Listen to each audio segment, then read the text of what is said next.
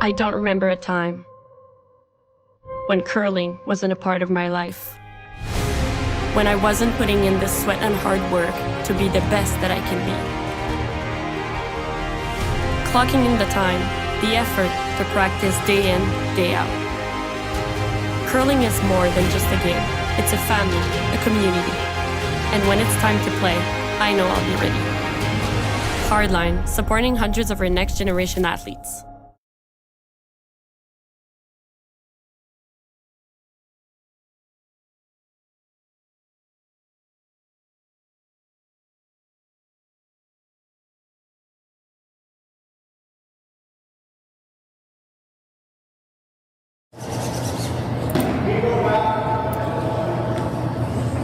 Well, good afternoon, everyone, and after a short rest after the quarterfinals this morning, we're back. Hack2House Alberta Curling Series Men's Major, presented by Curling Stadium Beaumont. Shawn, Joyce, joined by Jimmy Nix for the semifinal action this afternoon. If you were with me this morning and watched Jim, you missed an outstanding quarterfinal. Hopefully we get some of that same type of action here in the semifinal, and again later on this afternoon in the final.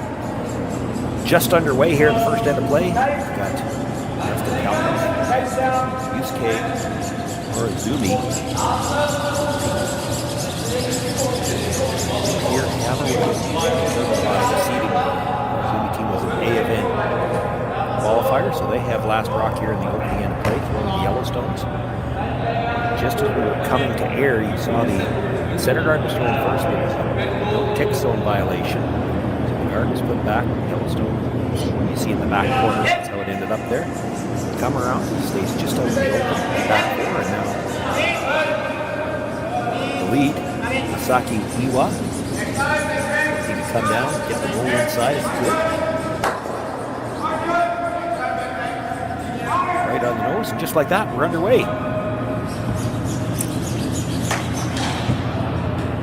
I saw the end of the game you did this morning. It was quite a finish for sure. I haven't seen this either one of these. I personally haven't seen either one of these two teams play this weekend, so I'm interested to see what it looks like. And Kalthoff's opening game, they'd probably just like to forget that one. And this is my first look at Morozumi this year. I did see him a few times last year.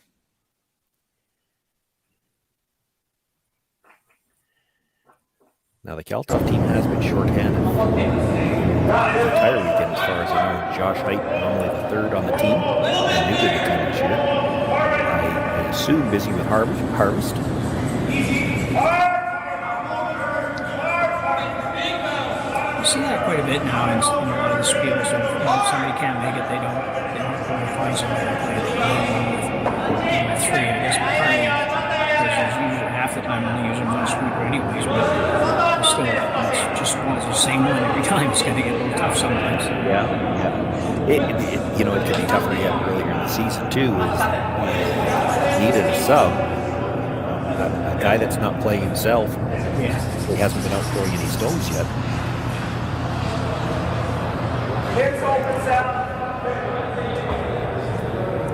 Come around, comes just behind the tee line. Sam Wills now to make the come around. Sam Wills is the second on the team. Matt Ring on the ring of the screen there is the lead. These three members were all together last year. Josh Height new to the team this year. Not able to make it this weekend.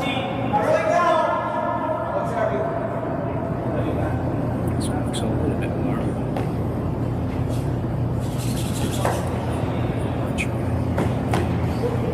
You would have liked that to stop just at the top side of the foot for sure.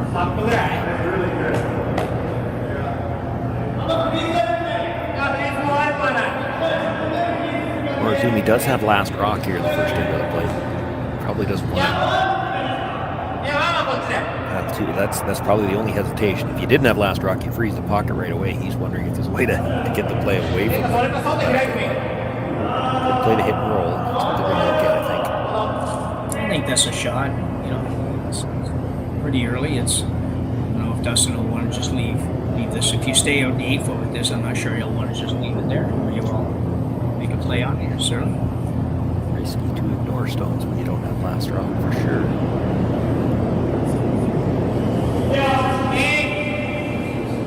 The second is Karuizawa. I apologize in advance for any names that I mispronounced.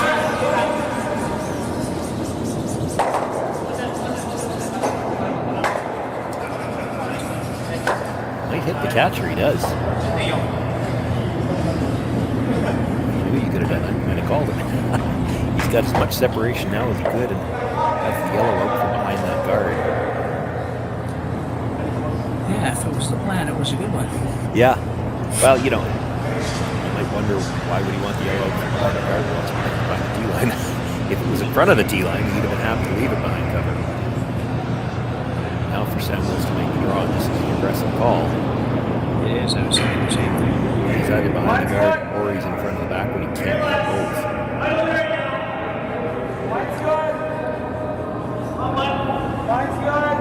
This is where this ice curling so much. You'll see a shot like this normally if you're looking at this setup in a club game or something, you're thinking about open down on the in-turn draw. Just never thinking about might over curl on the in-turn. It's a good shot. Makes the adjustment here. Top corner behind cover.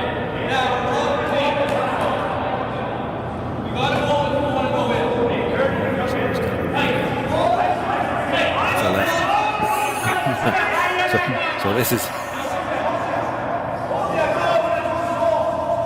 in-turn for the lefty. Looking to make a play on the guard. I think they look briefly at trying the run. They're going to play quieter, just try to get rid of the guard, roll the shooter into the runs. Lefty, and he's got a dress code violation too, so don't want to be here.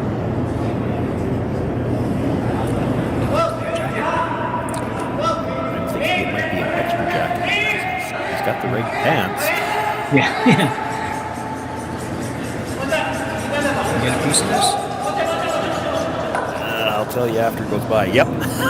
it was just that close, but it's not enough of a piece to get rid of the red. Comes to the back and Stone stays. Yeah, he curls up another inch or two there, and he's got exactly what he was looking for. Get there.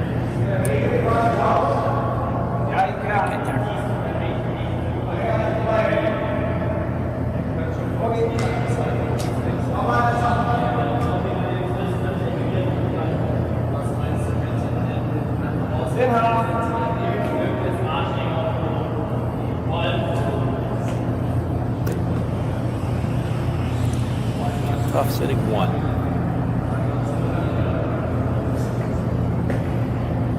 Didn't see the call there. I didn't either, but where he's got the broom, I think he's playing red onto yellow. That was the initial call. Now they're going to stick with it. So playing the red onto yellow. Now if he hits this right, he's looking to hit about half of the red stone. The shooter might come across and get that catcher in the back as well. May well. He needs to throw it hard. Throw it a little bit out, so keep it up there anyways. This looks like it could work out. Might be a little thin on that one. Well, he still catches the stone, but loses the shooter. It's Kalthoff sitting one, back of the 4 foot. Kalthoff stones in the back of the rings. Just kind of lets he can trip over. Yeah. Yeah, I always thought there should have ice at the back of the behind the house and should curve to the same sort of arc that the circles in, so that those rocks would get in the corner or kicked out of the way. They'll play anyway if they're out far enough. Yeah, I think the one, if you jammed on it, you'd be in the rings. The farther one, yeah, I for sure. think is the other one. I think is too far. Yeah. Yeah, those two are out there. Third is Yuta Matsumura looking to make the hit, roll under cover. Once again, they're looking for curl early. Get a little bit of a roll, maybe a little too much now. So past the guard. Skip Stone's left to come here in his opening end of play. Oh, probably not turned out that bad because if he makes that perfect rolls right behind the guard, then you force Kalthoff to come down and sit right on it, which might be worse for you at the end anyways.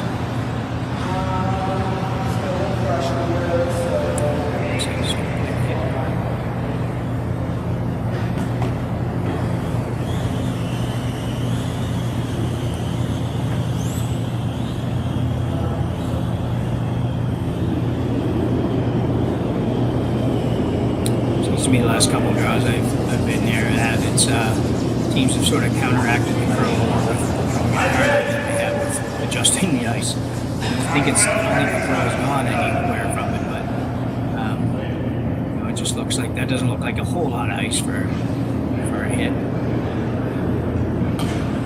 Certainly not coming from the outside in. No. There.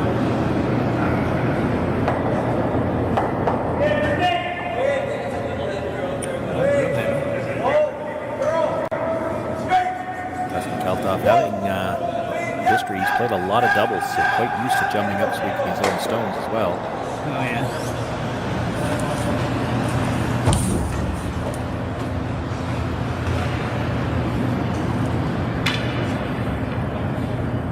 Yeah, it's funny, well, not so much growing up in my earlier curling years, we'd be telling people when they did that, don't do that. Don't be jumping up and trying to run down and sweep your own rock. The game is exactly that.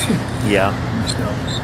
But even at that end, it's something they train with the teams that play that a lot. It's you still have to stay down long enough to complete your shot, your delivery, and then jump up. It's too easy to start jumping up before you really solidly let go of the rock, and that's the thing you have to be careful of. Yeah. Dustin's done it plenty.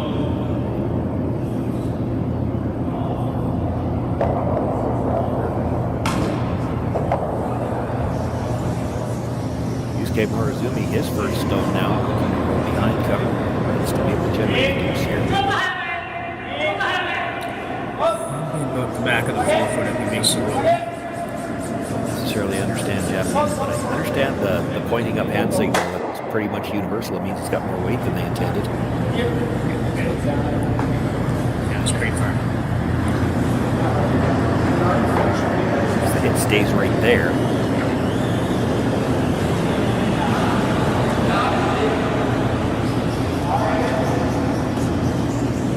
We're trying a little harder to make the roll now if you're Kalthoff. I think it's just This is a force opportunity. You can get the roll behind cover now. yeah.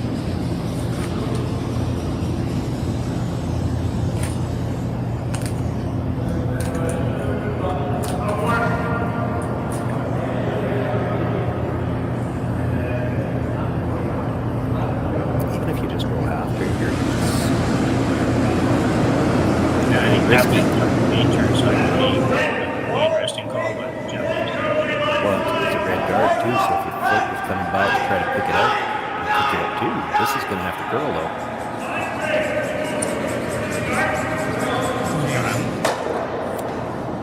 Not able to get any piece of that undercover though, so it will be an opportunity for Yusuke Morozumi to blank this opening end of play, try to blast rock into the second.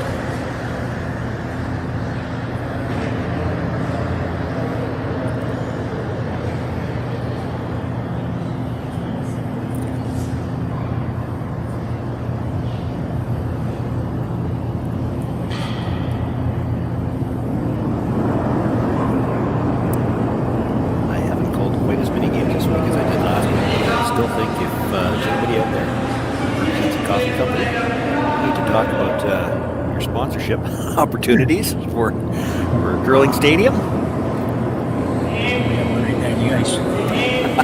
Yeah. They need to be sending some to the announcers. Yeah.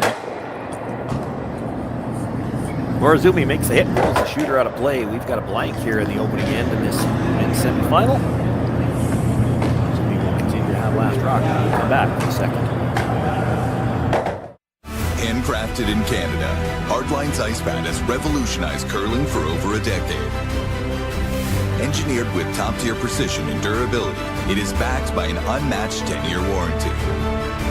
Designed for curlers at all levels to sweep effortlessly with maximum efficiency, it is trusted by the world's best curlers, including Olympic and world champions.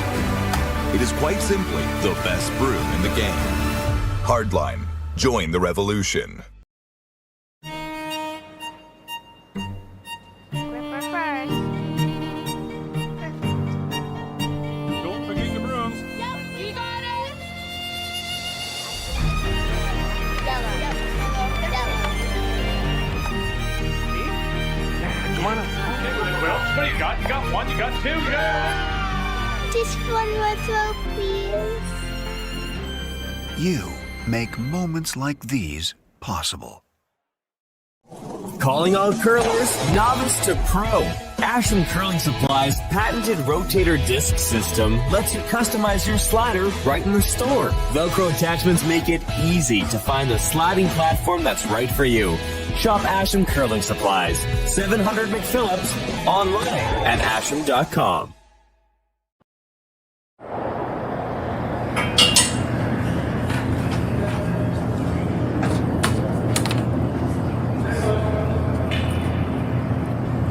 Blank in the first. Matt Ray is starting us off once again. Dustin Kalthoff is called for the center guard.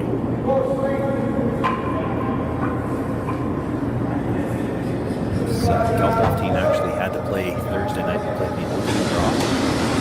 Got through the A qualifier, lost the A qualifier, the B qualifier, and their way back to the C to qualify last night.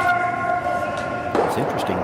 Both of the C qualifiers are teams that lost A and B qualifiers and ended up coming back.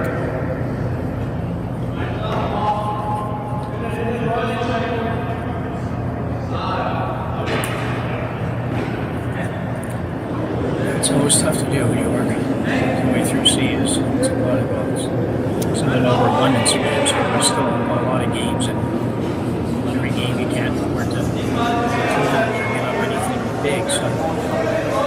Well, and it's a few down the other side of it is Morozumi came through the A event.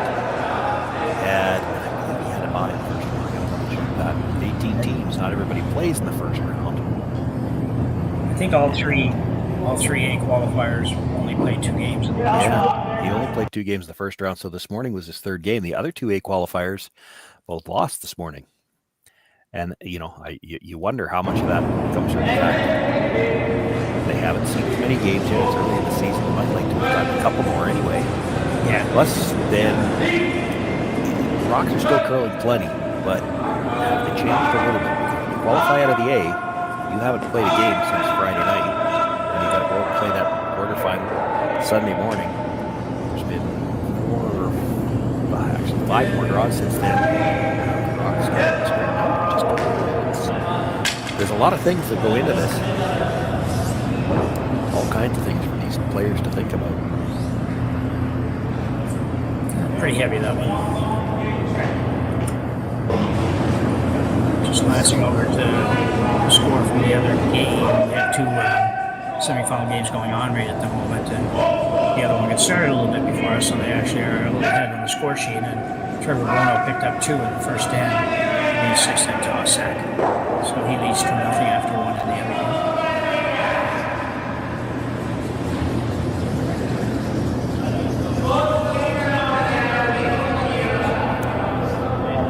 Should have a game at Curling Stadium as well.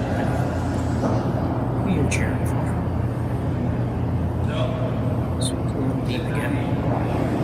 Didn't quite get the curl. If he gets right to the face of his own, that's probably not so bad, but left either a pocket or a double, really. Whichever he likes. Shot stone is just maybe a sliver under the guard. The guard as high as it is, the amount of curl there is a bit in this ice. It shouldn't really be a factor. It's just not a shot rack. It looks like he is with that ice. It looks like he's a little hit and maybe fall on top. Yeah, I think that was the call. They talked about just blasting the double, but I think you'd have to lose your shooter to do that. Yeah, we'll have to be pretty close to that for sure. You get a bye? The front one trying to hold it enough so that he stays for shot. Might roll a little too far for that. did stay a corner in front of the Yellowstone. Yeah, I just would like to stay a corner on the other side. Well, it's still got a way to get that Yellowstone out for now.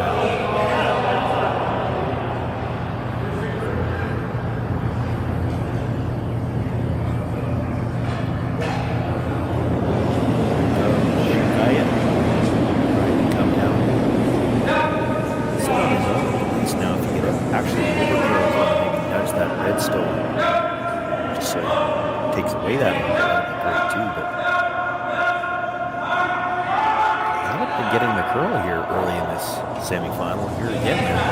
Swooping from the offside, looking for extra. Yeah, I agree with you. It certainly seems to have taken a little bit of curl out as we move along, because those are rocks that you would try to make a curl.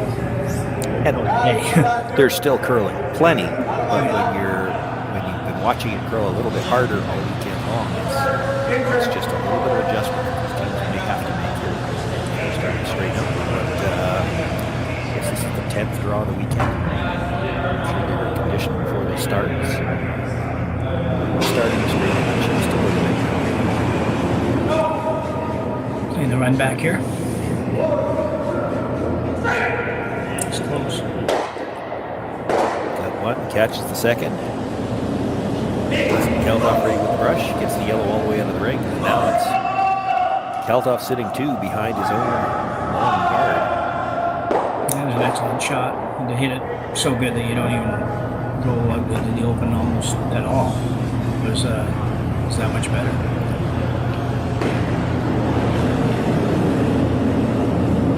Now they have to take a little bit. It's a similar shot, but now he needs to move that top stone.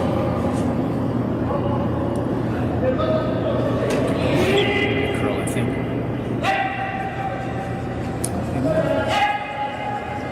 Got to make sure they're by the guard. They're by. Taps one, touches the second one.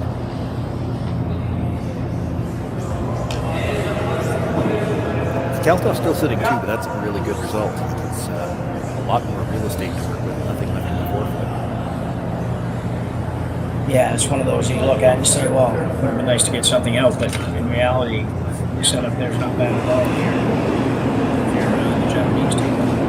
One behind the T-line and the other one, he moved far enough out that he can actually get to the inside of it from the other side now.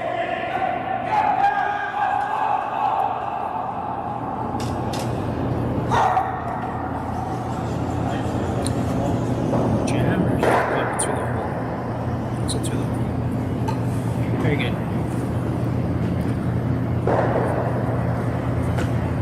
It's a nice controlled shot there, just the right weight and a little bit of sweep here and there on the way down, and it's all good.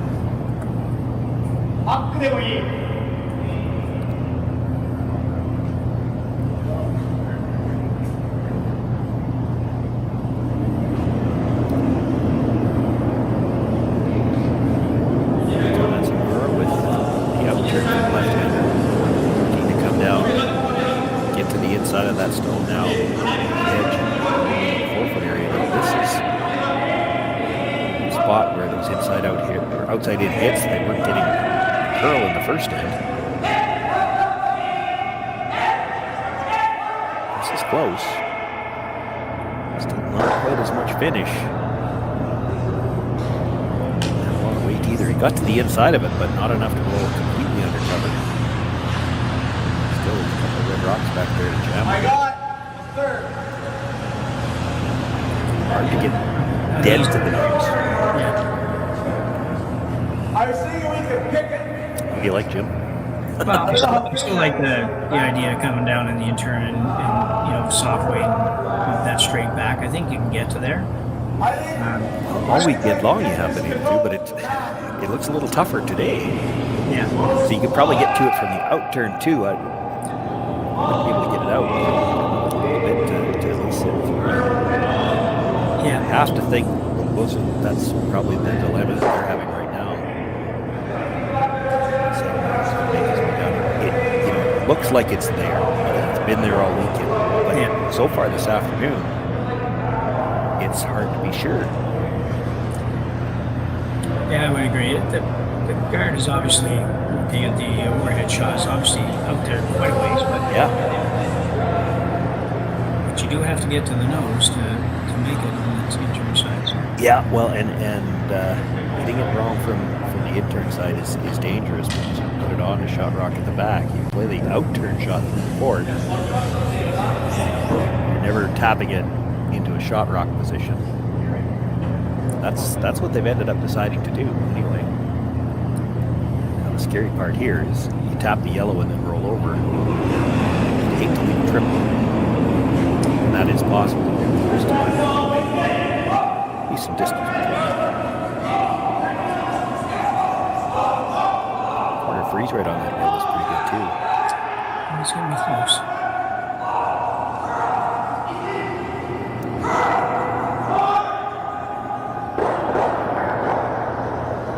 Makes the tap. Goes in for fourth. I think where he rolled triple opportunity. Might be able to make the port and play the double on the 2 and the 4 foot.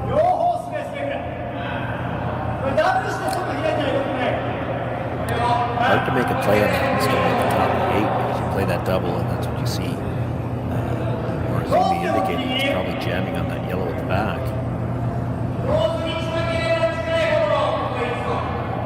Yeah, that's a yeah, you're probably right. You can probably make it so it rolls off the yellow, but you're going to lose the yellow for sure. I think you can, hit it 3/4 and just kind of roll off the yellow and out.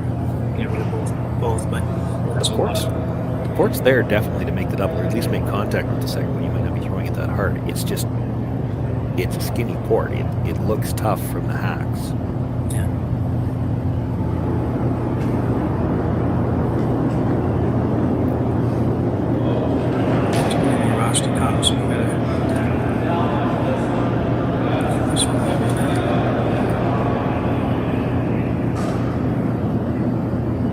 Looks like he's playing the port, I think. Yeah, I think you're right.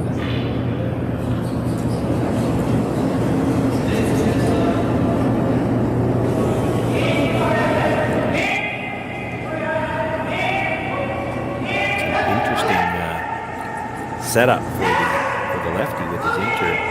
Yeah. He starts at 12 o'clock and then cocks it as he's sliding out. He did very well though. Yeah, very good shot.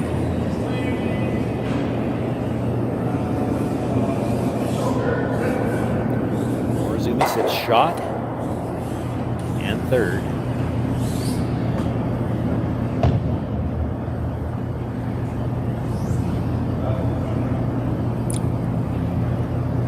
Just making sure that he knows that that's correct before you throw it. It's never a good thing when you do that and you look at it after and say, shoot. If he had a headset on, he would have had the look. I just told him. Yeah.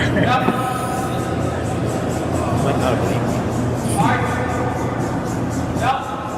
It doesn't change the problem. It's tough to get to the inside of that Yellowstone. You can see about half of it. If you could get to the inside of it, behind cover, that's great. He actually didn't even touch the yellow on the way by. The problem is if he hits it on the outside, he doesn't have a lot of room. He's not shot rocking. So he can just make a play on the top and sit two. Yeah, you're right. I feel like if you went at this with the outturn the last time, it's really just changed much. It's still the outturn. Unless you can just get rid of them, totally just completely get rid of it and say, well, I'll see if I hopefully can make a double of some kind on that shot, but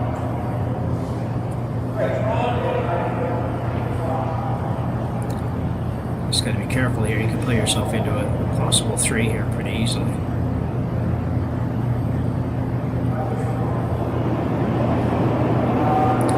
Looks like he's going in turn this time.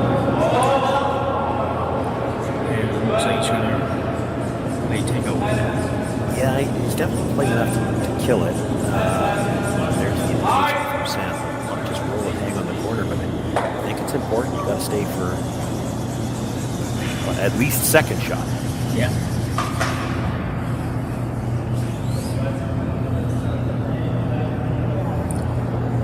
Yeah, I don't think that's going to be real easy to do with that what I think of the ice and weight combination. So you can't go very far. No, it does seem like it's maybe just a touch straighter here this afternoon. So even with this tight ice, like normally I think for most of the week, and a couple more games here this week, I think than I have, Jim, but it's been about a foot of ice to throw bumper weight, and I'm wondering if he's not thinking this is the ice now for bumper weight with what we're seeing today. Yeah. Just look it up a little bit, another inch or so from where you start.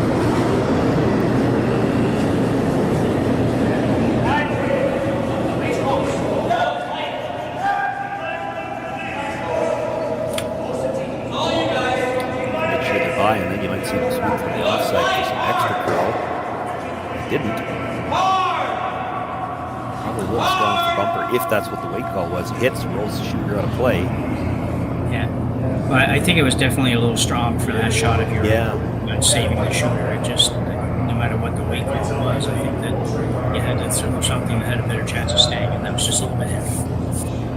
Well, now I think the decision for Morozumi is, I'm assuming he's playing the hit, but do you roll or do you stay right there?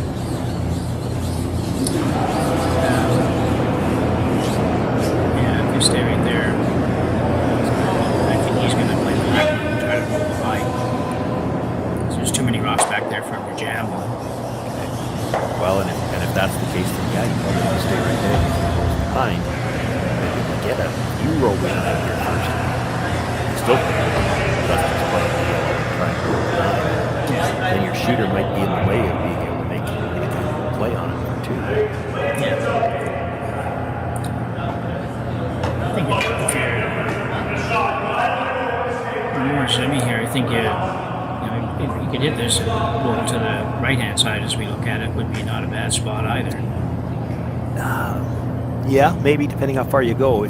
If you leave, like Dustin can't really play the slash double. Exactly like you said, there's too many rocks back there to jam on. But if you roll over and give him room to play the in-off double, you could try that. Risk, a little less risk when it's a shooting.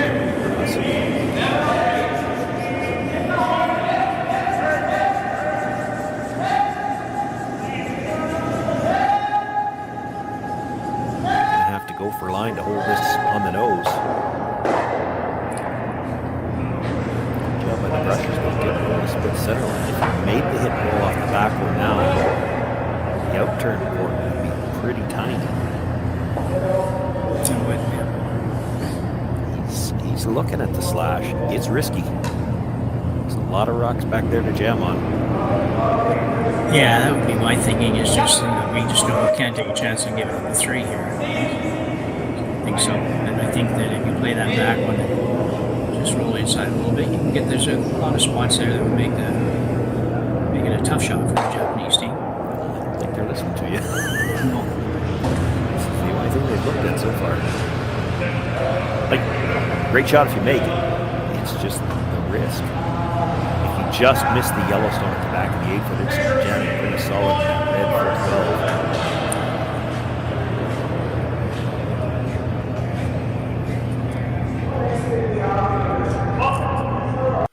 You know, getting that yellow out of the back is no gimme either if you're going to try to hold the shooter. Yeah, I know. That's the other part. And maybe that's part of the discussion here too. Is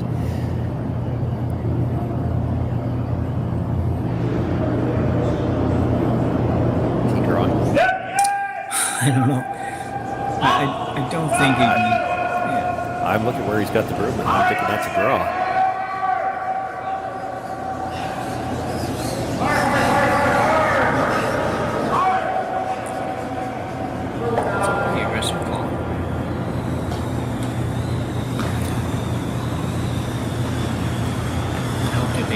play one of these interns instead of the outturns, another shot. This was good.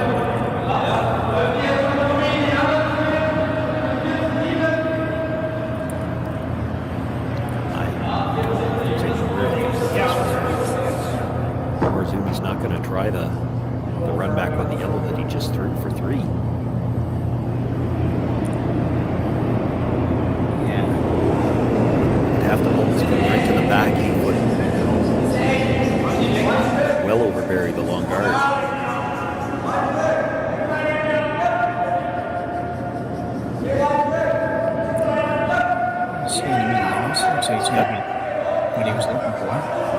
line coming in. Needs to be deep, has to stop in time to be shot.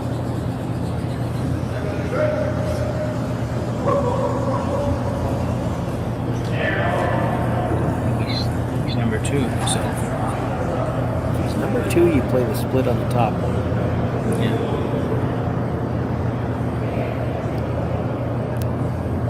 I think they just saw a tap on the broom, saying that the red is shot, which, you know, if that's the case, that's as well as he could have done with that stone. Created as much room between the red stone at the back. Well, yeah, it certainly would appear that you're right. I mean, I don't see the point. I mean, I think the split's easier than making this if you're already sitting one.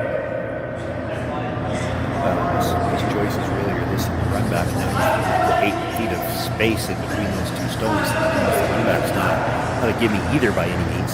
No, for sure. A shot like this, you're probably throwing it like a heavy draw, and you let the sweepers try to. If they move at an inch, it's good for 2. Yeah. If the guard wasn't, if the Yellowstone on that ring wasn't there, that redstone is completely out in the open from the long guard. So this is, it's not going to look good visually from the hacks. It's there, but you can't overthrow this. You can't throw this thinking we're going to have to move it. You have to throw it like a draw and then sweep it to move it. You're going to have to flirt with the guard a little bit. I think you're right. Yusuke Morozumi with his final stone here. Second in, he's got last rock. Looking to tap back the shot stone. That's what we think is the shot stone. Needs to move it just an inch for 2.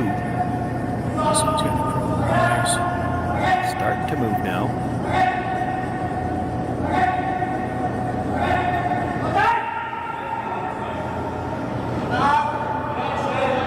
Going to touch it. Enough that Morozumi will pick up the single. Dustin Kalthoff fist bump with Sam Wells. Maybe a bit of a sigh of relief, too. That could have been 3. It ends up just being 1. Morozumi with the lead. Kalthoff will have last rock in second.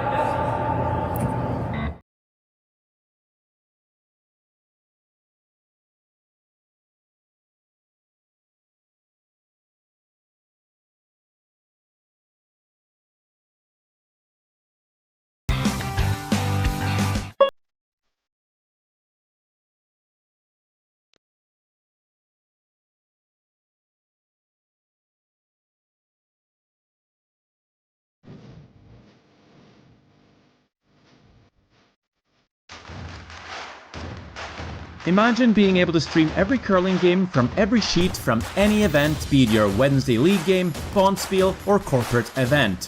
Curling Stadium offers an all-inclusive streaming solution featuring high-quality cameras, ease of use, great reliability, and minimal installation. Offering your sponsors customizable ad space on your streamed curling games and being able to sell video packages to your corporate events for increased revenue. With Curling Stadium, you can stream to any device, be it your mobile phone, tablet, or computer. Push the feed to your desired platform, be it Facebook, YouTube, or any other social media. Curling Stadium is simply the way forward. Where it's commonplace in other sports to televise every game, we want to do the same. Curling is a global sport, and it's time it gets the coverage it needs. Make your curling club the next Curling Stadium.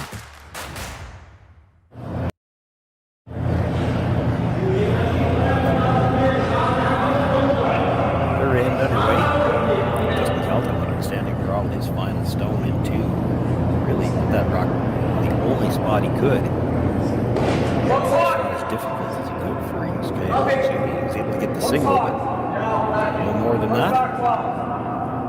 Yeah, I think that was a big save for sure. Well, if you're going to play that draw, that's, if you're tapping the ice, that's exactly where you tap it. We need as far behind that rock as we can get it without sliding too far to the second two-shot rock, and that's exactly where you put it, Dave. Not a lot of room for error there. Or maybe gave it a good run. Just a little bit extra weight that he needed to move it. Didn't get the curl. It's just a single point. Sweeper, whichever sweeper he was using there was Did a good job of getting that to move as far as it did. I didn't think at the hog line that he could get it over far enough to make contact. He didn't make a lot of contact, but he made some to at least score.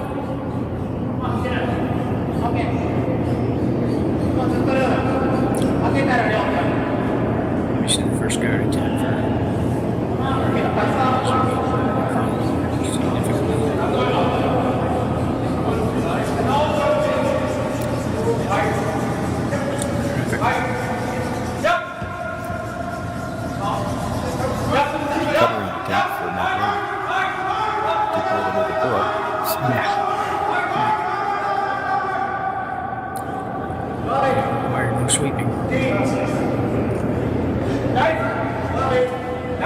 call down skip and say, how heavy is it? Rusher says, watch your feet. That's usually a bad sign.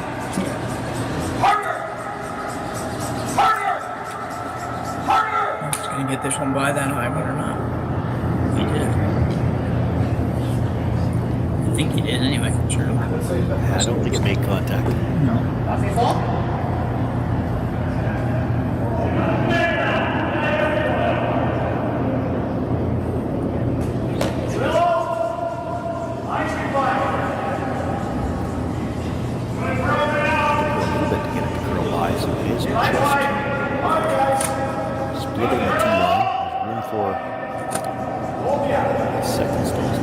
Track when you got one team throwing 3 rocks apiece. Yeah. Rotaro Shikaya looking to come down, sit on the corner of that stone if he could.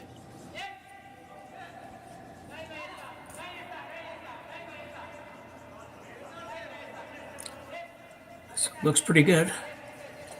Maybe over curling a little bit. Yeah, he's going to cross it a little bit, enough that the red will still be shot rock. Does stay a corner in front of it. That's important. He's still got the little slash. Matt Ring will try to follow it down, sit on the corner. This is another one of those shots similar to what we saw last in, where if he could, if the line was perfect, you wouldn't mind moving that yellow a couple of inches just to take away the easy slash. Yeah. Obviously still lots of curl in this particular path too. He's out there pretty good with about 5 feet of ice.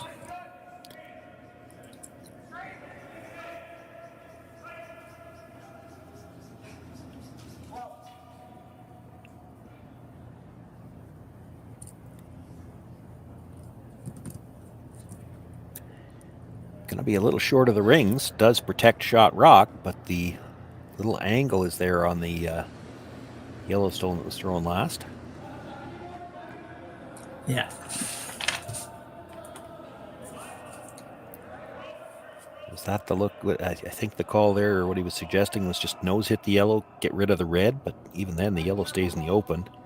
So they're going to go back to that freeze through the port again. Has to take just a sliver more ice now to get by the stone that was just thrown.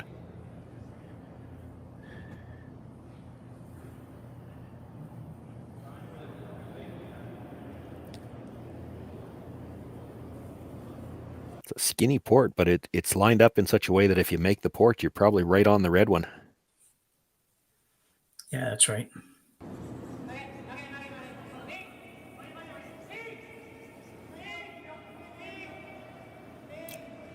Been back and forth on the brushers.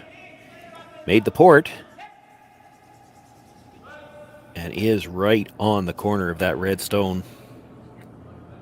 Does it leave the double on the yellows, though?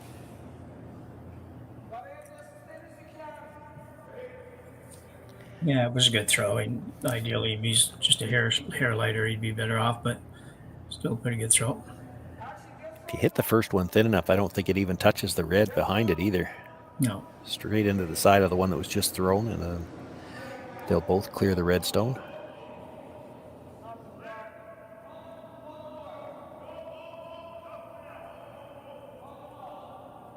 If you're thick on the Yellowstone, it might take all 3 of them.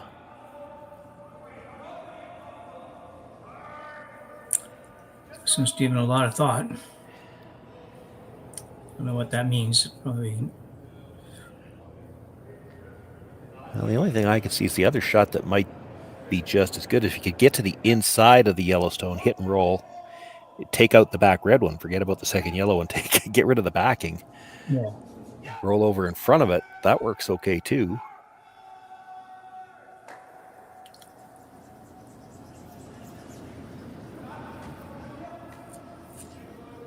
Doubles the yellow, rolls the shooter out of play. It's just the one stone in the ring now. That stone at the back of the 8-foot, belonging to Dustin Kalthoff. Shot rock behind a couple of guards. Yota Matsumura looking to come through on the out turn for the lefty.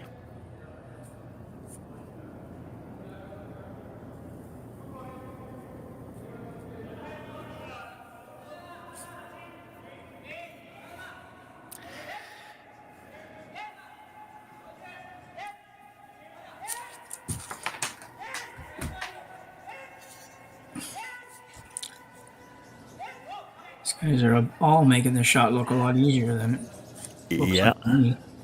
The rock doesn't know whether it's left-handed or right-handed throwing it, and makes the same port, sits right on the corner of that red, actually pokes it a little bit, so he's got access to the red stone on the outside now.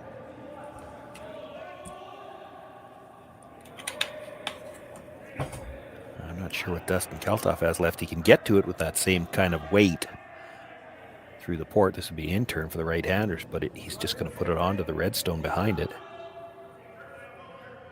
Might still be worth playing just to give himself a little bit more room, though. Yeah, I think so too. I think it's just, you just got to not overthrow it. You know, you want to just bump it a little bit.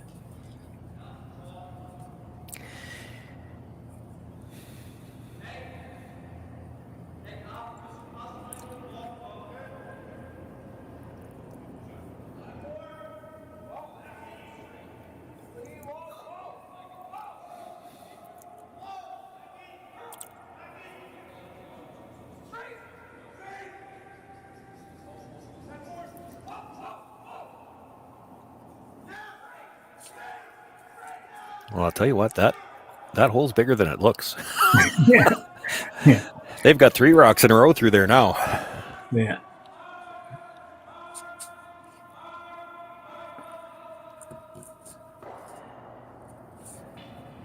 I know they're making it look like they're using the old little rocks or something. They're only about 2/3 wide.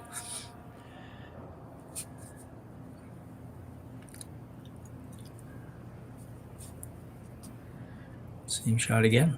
Yeah, he's got to stay a little bit on the corner this time to get it by the yellow. That might leave a double through the port. I don't know what else he's got.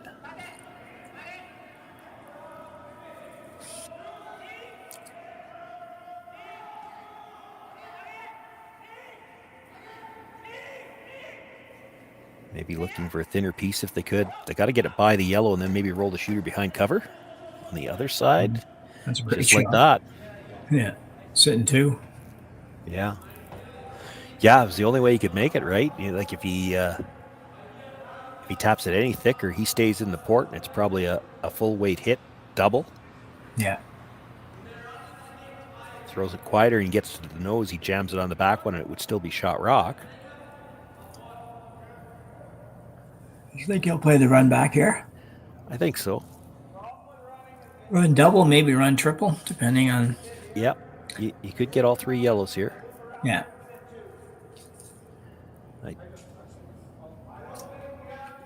Oh, Dustin was just walking around the house. Feels like he might have made contact with that Yellowstone. I'll let the opposition know. I didn't see it move myself.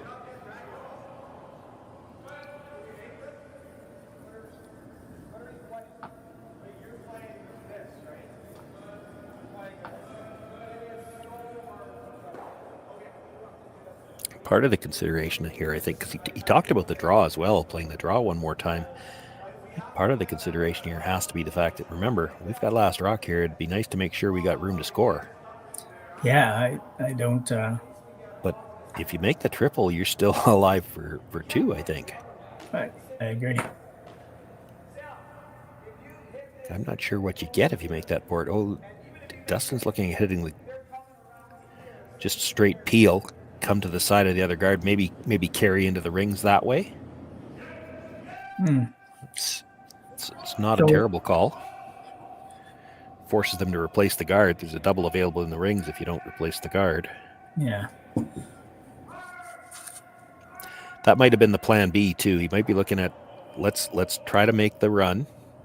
If it over curls, well, he's not looking at over curl because he's looking at the out turn. Although Sam does have a bit of a set on this out turn when he throws the extra weight, and you can see he's got negative ice on this.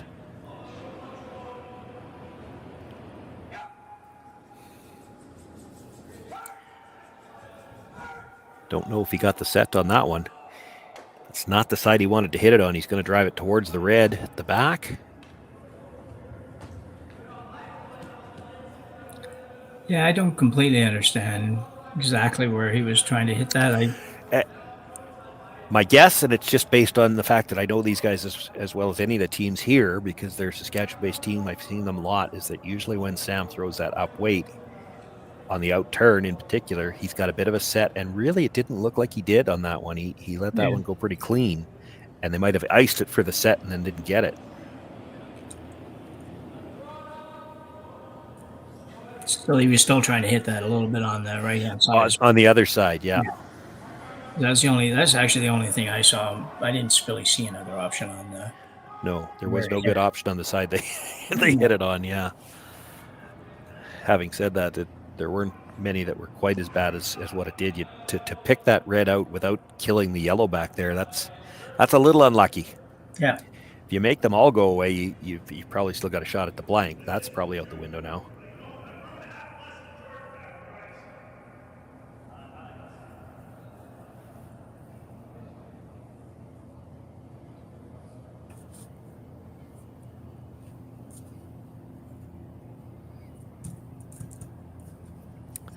Morozumi looking for the straight guard now on Shot Rock. And those haven't been easy all week. Nope, I think this hardest shot in the book this weekend trying to throw a guard. Well, it's because they move so much at the end, and you'll think it's going into place, and then it just doesn't stop, and before you know it, it's over curled by 6 inches. Yeah.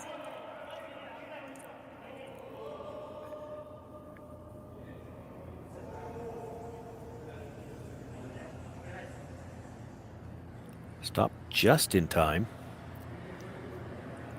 It's Yeah, probably a little closer than they would have liked. Triples there. Yeah, I think you're right. I think it, a couple feet shorter would have been better. No opportunity to roll it in the rings, and the double would be just a little bit tougher, double or triple, whichever.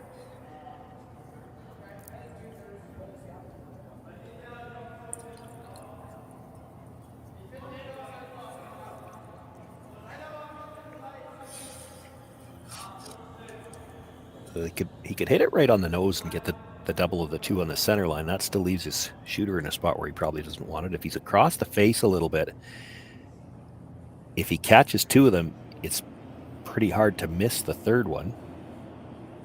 I mean, he might jam it back there, but it's pretty hard to miss it altogether. He'd love to get the guard and the one off the top of the button at least, and roll off the center line. If he can do those, if he can get those two, he should have room to score a single at least. Yeah, I think so too. I think it's if you can do that and roll into the rings a little bit,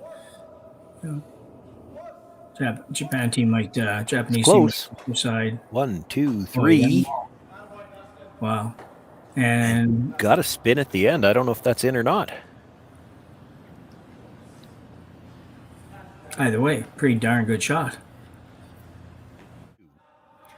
He should have room to score a single at least. Yeah, I think so too. I think it's if you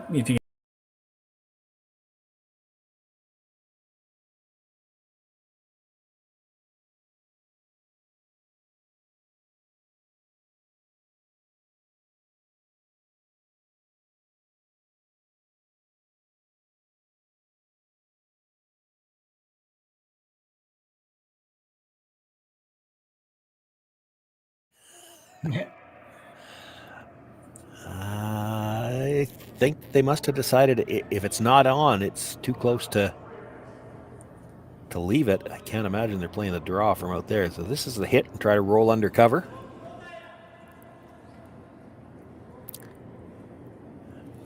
And if he noses this, there's a rock at the back he could jam it on too. There's a rock back there. They got to be. thinking about. Just enough to roll it out of the rings. Yeah. And from facing 3 to throw through for the blank. Yeah, I can't say I actually saw this being a blank. A couple of shots.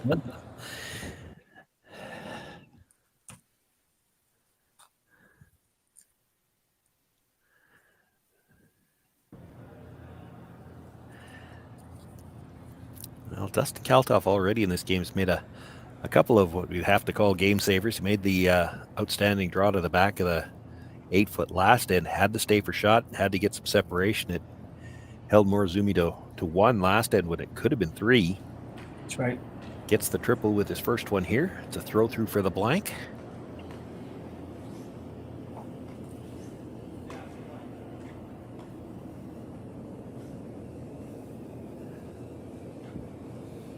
Semi-final here from the Hack2House Alberta Curling Series Men's Major. Dustin Kalthoff trails Yusuke Morozumi by a score of 1-0 after 3 ends of play. Kalthoff will have last rock in the 4th.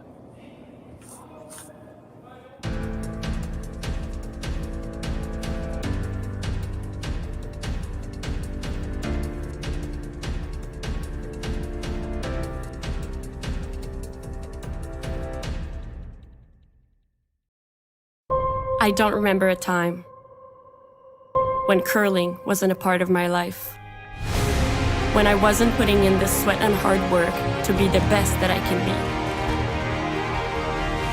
Clocking in the time, the effort to practice day in, day out. Curling is more than just a game. It's a family, a community.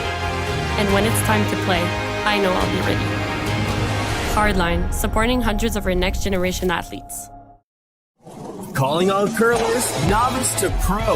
Ashland Curling Supply's patented rotator disc system lets you customize your slider right in the store. Velcro attachments make it easy to find the sliding platform that's right for you. Shop Ashland Curling Supplies, 700 McPhillips, online at ashland.com.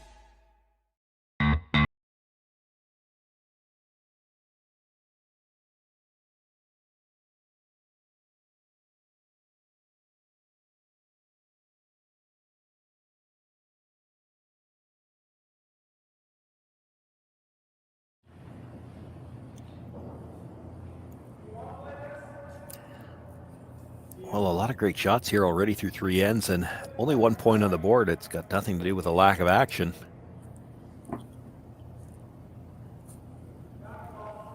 Dustin Kalthoff with last rock again as we begin here in the 4th. The center guard not quite biting the line, and it looks like they're going to actually play the tick. Just because of the rule, when you can't play it when it's on the center line, they don't get as many opportunities for that now. It's not as practiced. I think this is the first time I've seen this played this year.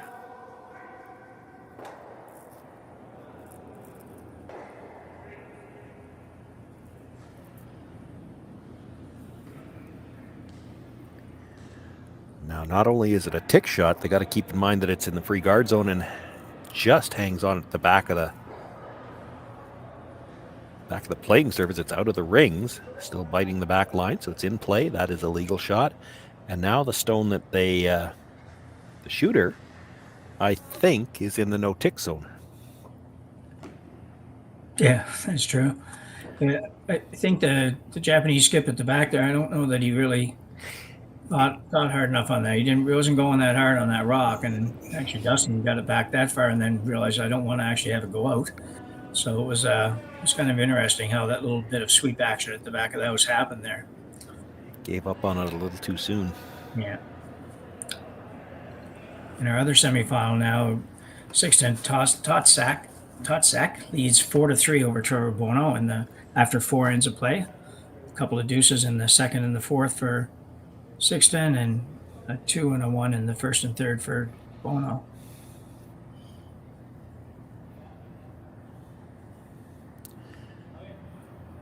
Come around, comes to the back 4-foot and is still mostly open.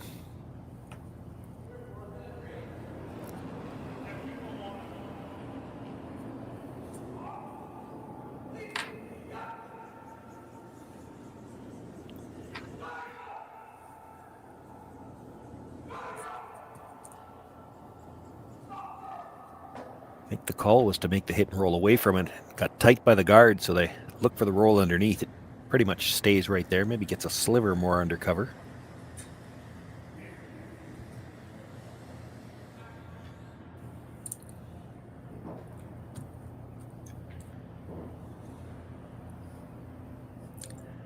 Japanese team looking like probably something around hack weight for the shot.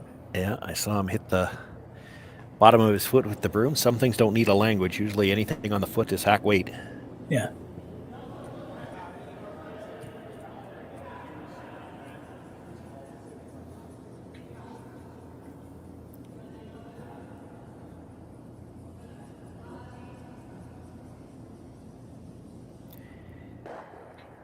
Good job by the brushers trying to make that curl. Gets it back to the nose. Not able to get under cover at all, though. Now we've crept up to the point where anybody who gets the hit roll behind cover is in front of the tee line now.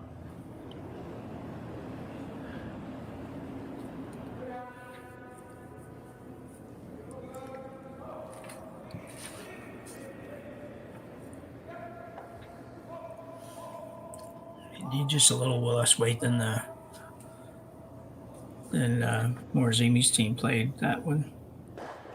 That's nice weight. Again, just gets to the nose, though.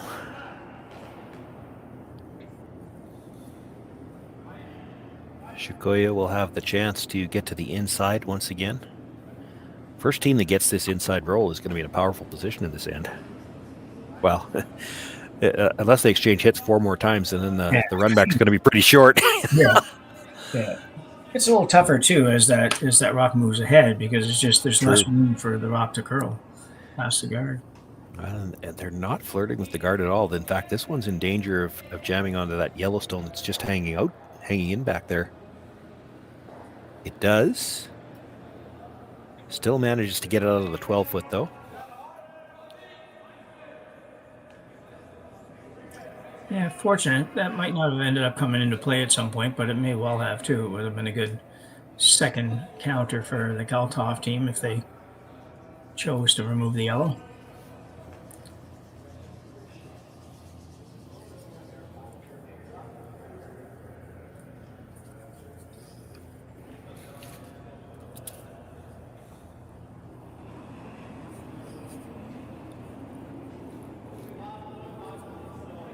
Changes the position of this stone, and now Dustin Kalthoff looking at straight draw, I think.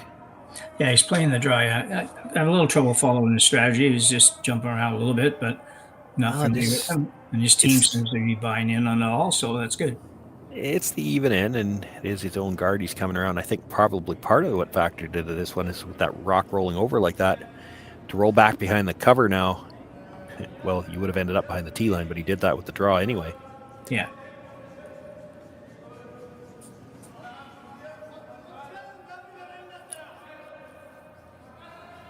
Just a couple feet heavy on that one. If he's 3 or 4 feet less, he's in good shape. Yeah, really, the main reason to play the draw there over the hit and roll is to stay in front of the tee line, and didn't do that. That's right. Yeah.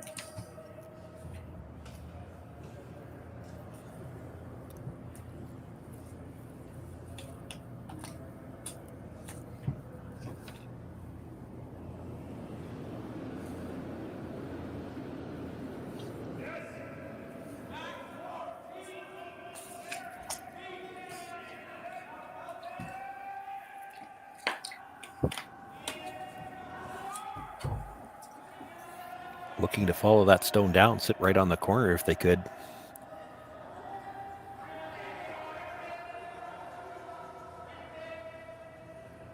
He's got a nice looking one here. Sits on the inside corner of that stone. He's got a piece of the button. Yeah, really good shot.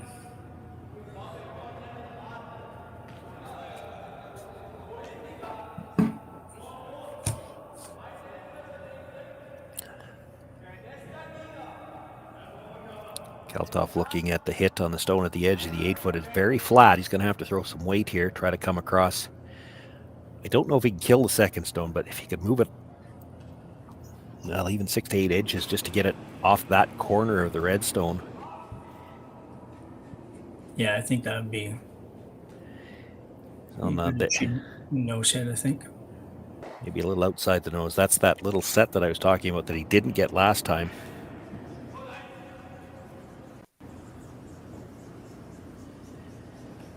I think you have to be careful hitting that stone. You'll actually leave better angle for the double.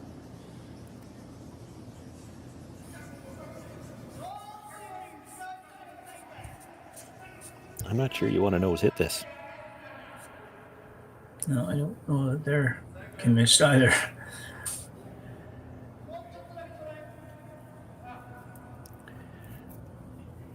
I don't mind rolling right over to the back of the forefoot. If you roll right beside the other red, it becomes even tougher to get rid of that yellow stone.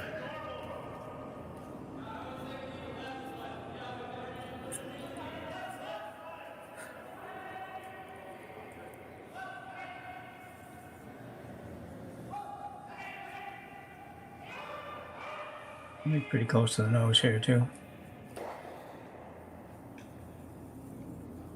Yeah, that left a pretty good angle for the double if he wants to play it. I'm surprised he's not looking at it. It's probably a better angle to make it now than it was on the last attempt. Oh, last shot, yeah, I agree. Yeah. Yeah.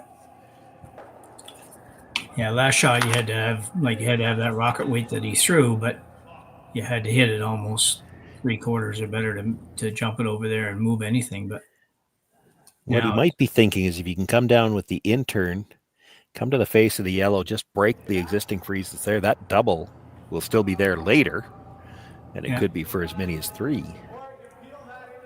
Yeah, just create a little space.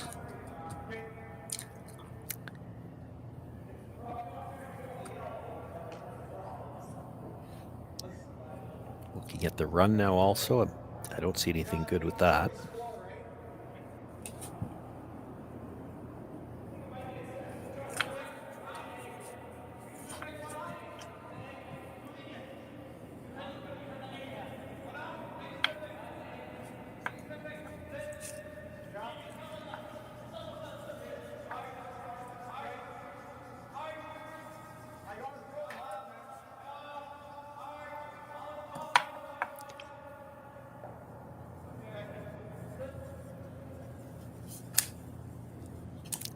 That arm on the shoulder is usually an indication of some weight. I think he's trying to pick the yellow clean, maybe? Maybe.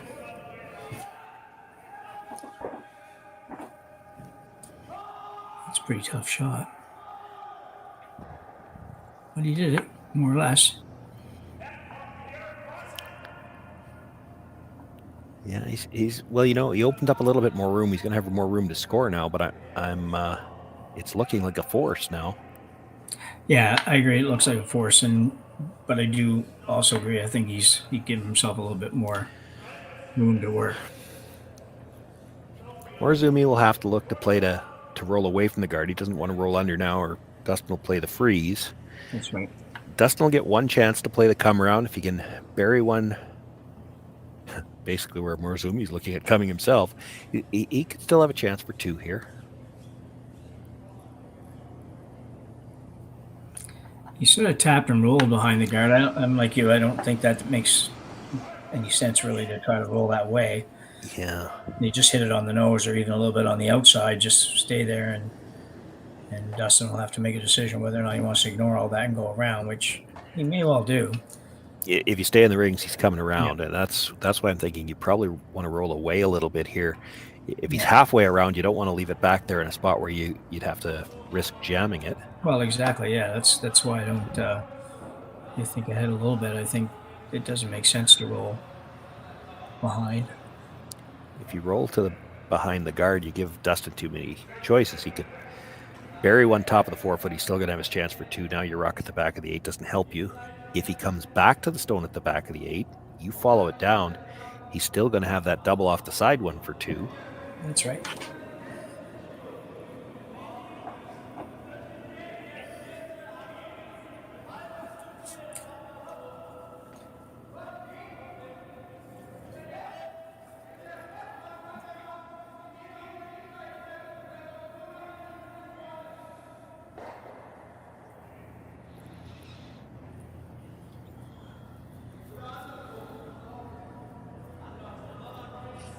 Don't think it mattered where he was rolling. Dustin was playing this draw.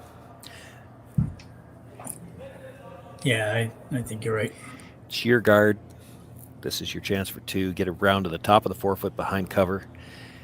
Leaving that yellow where it is, the problem now is if Dustin left you a quarter of the rock, you'd have to risk jamming it. So that rock's not helping you back there. Can only help Dustin.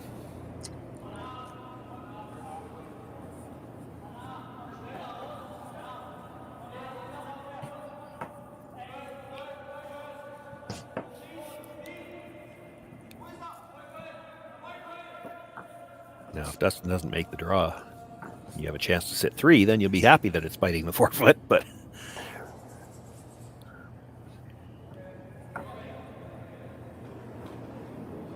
have to figure his weight's going to be close here, but we have seen so far this afternoon these rocks a little bit straighter than they have been through much of the weekend.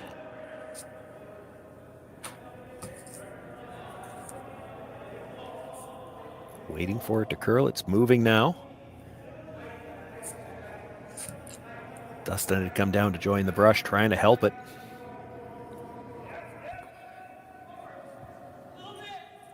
Comes down and sits on the corner of that Yellowstone. Actually, if anything came out into the open, there's probably room for Morozumi to get to it. I think there is, yeah. Hard to jam it coming at it from the intern side too. You either, if you ever got to the nose, which would be great, you might lose the yellow, but the red's still going.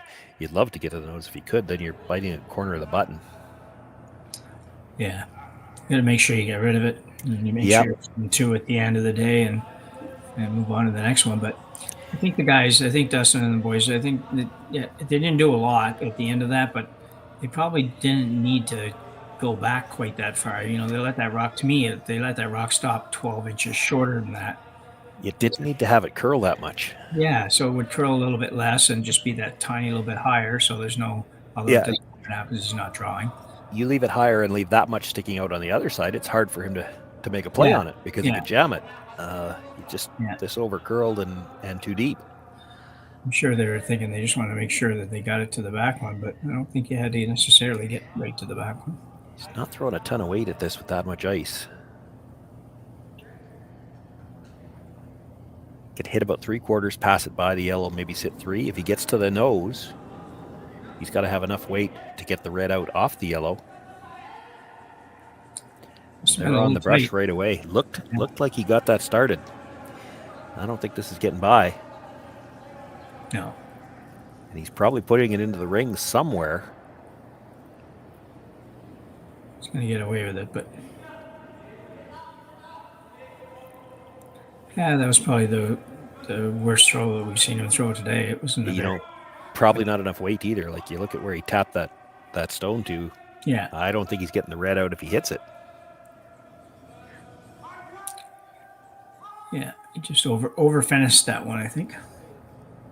Overthought it, over finessed it, whatever you want to call it.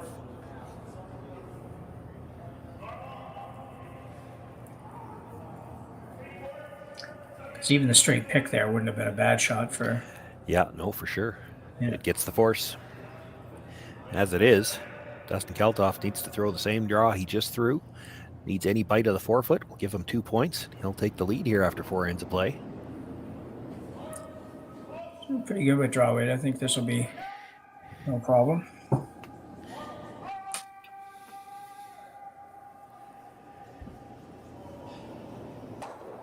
I think, although he got up awful quick to help the sweep, and they have not left it yet. Sam Wells coming out to join them. Yeah, that's a good shot. Very good. Put 2 points on the board for Dustin Kalthoff. He takes a 2-1 lead over Yusuke Morozumi after 4 ends of play. Morozumi will have last rock in the 5th. Handcrafted in Canada, Hardline's ice pad has revolutionized curling for over a decade. Engineered with top-tier precision and durability, it is backed by an unmatched 10-year warranty. Designed for curlers at all levels to sweep effortlessly with maximum efficiency, it is trusted by the world's best curlers, including Olympic and world champions. It is quite simply the best broom in the game.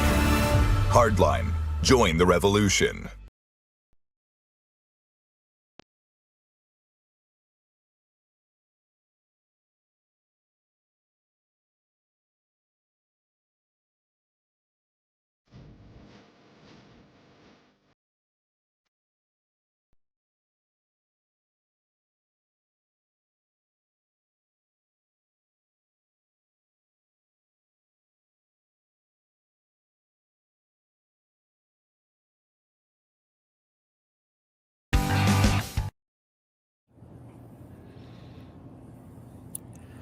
Fourth end break here in Beaumont. Hack2House Alberta Curling Series Men's Major semifinal action. Dustin Kalthoff with a 2-1 lead after 4 ends of play. Morozumi with last rock when we come back.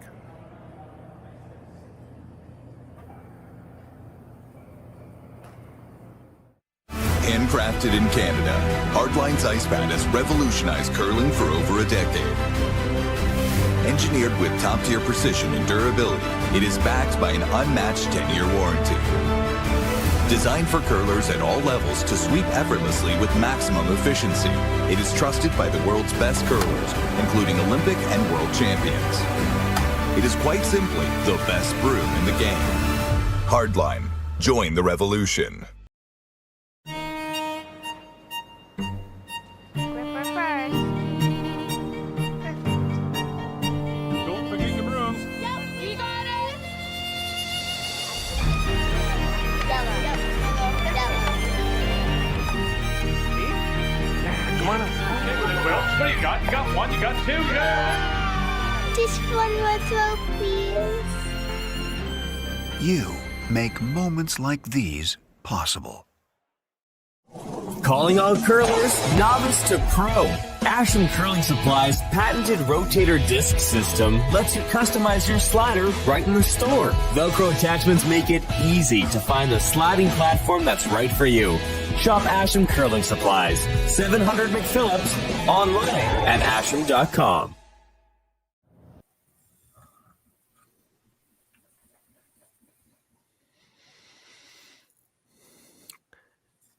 Two teams just returning to the ice now after the fourth end break. Shawn, Joyce, Jim, Nix with you here live. Curling Stadium Beaumont with the Hack2House Alberta Curling Series Major semifinals. Dustin Kalthoff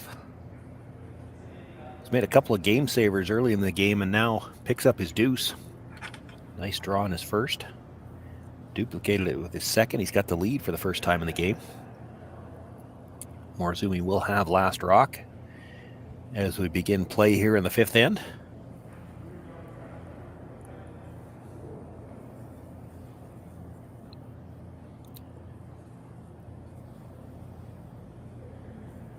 Dustin making his way down. I don't know whether Matt's going to have a sweeper for this rock or not. It doesn't look like Sam Wills is in a hurry to finish that banana.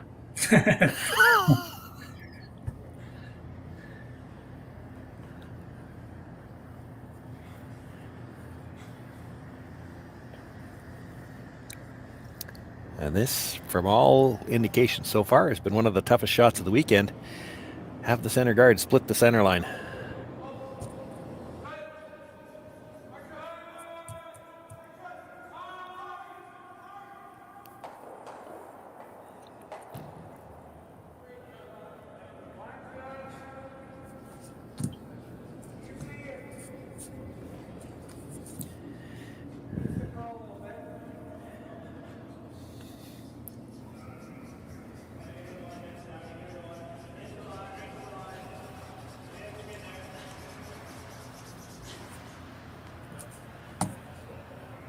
I will say if the Kalthoff coach was watching, he'd be happy to see that Sam was eating a banana instead of a piece of pizza between ends. That's got to make the coach happy.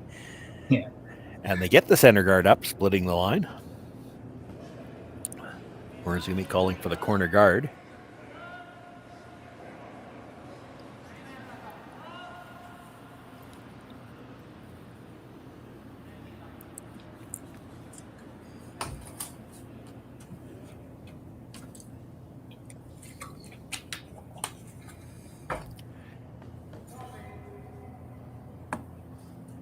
guard up. Now the call for the come around on the center.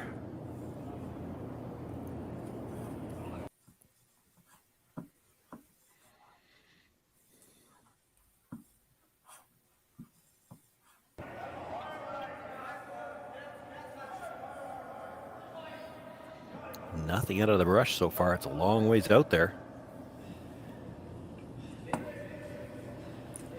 Pretty heavy. Looks a little strong.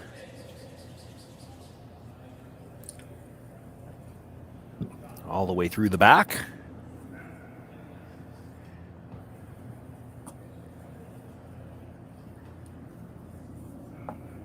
I don't want to make excuses for Matt.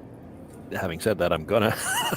With them throwing 3 rocks, you know, you'll hear a lot of players talk about it. It can be an advantage to get to throw 3. Well, let's throw a little monkey wrench into that. What if one of those stones isn't matched? And he hasn't figured it out yet, because that's not the first one that he's thrown through. In fact, I think it was at last end or maybe the end before, he threw one through, then trying a come around in his next shot, he ends up short of the rings. Like, that's uncharacteristic to see 2 shots in a row and the weight off that far. And he'll be throwing probably 1, 2, and 3, presumably, but 3 would normally be a second stone.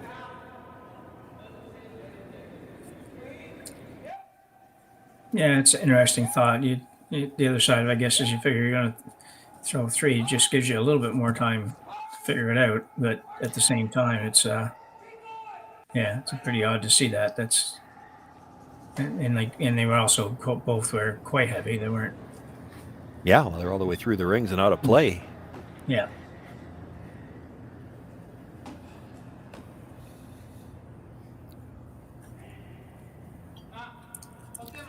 And in that particular case, in a spot where he had just made the center guard, like, he had an idea on the draw weight, obviously, on the first one. Well, yeah, exactly. Just makes you wonder. And I don't know, again, with 3, I don't know if they have the time to discuss that either. It's one of those things where a lot of times you'll talk to your brushers, saying, well, how did you think I threw that? What is the time you get? And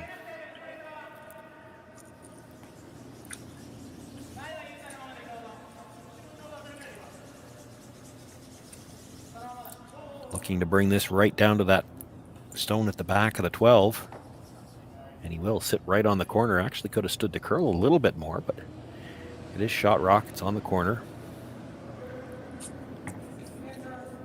Sam can see all of it. The indication there from Dustin. Hit this right on the nose. You make both of them go away.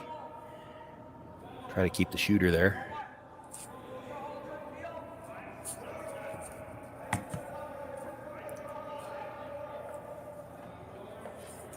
I think that hand gesture suggests Dustin was thinking about a little bit of up weight. It's not necessary to throw this harder. Just hit it right on the nose.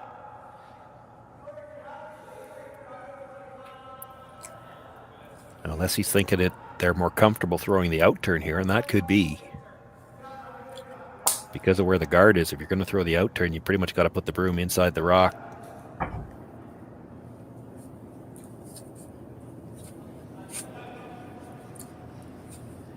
Well, they're throwing the in.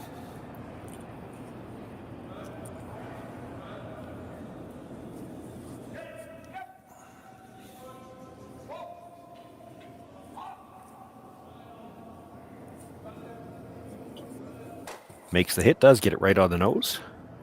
Uses both those stones at the back, and his shooter stays there for shot rock. Fully open.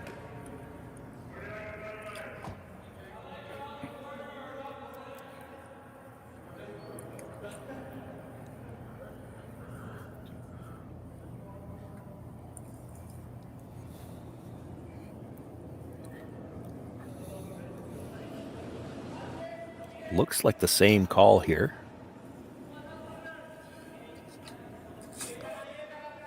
If he ends up with the same line, he should be dead frozen on this one.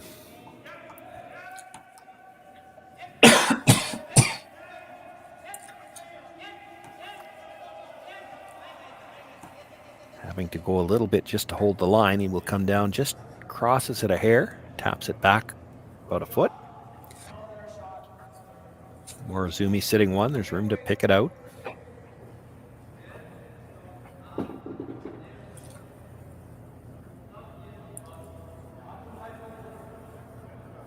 Could hit this one a little off nose, maybe 3/4, and try to keep the shooter, roll it towards the center line a bit.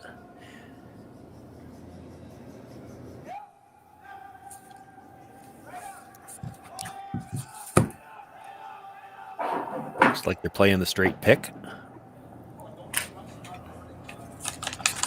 I thought they might just try to double those off and roll away just to not give them this same freeze opportunity for the 3rd time in a row. Yeah, so he's going to change it up. Got the freeze opportunity for the 3rd time in a row, and he's going to play the other shot. No. Well, he's still going to play the other shot, just going to play it from the other side.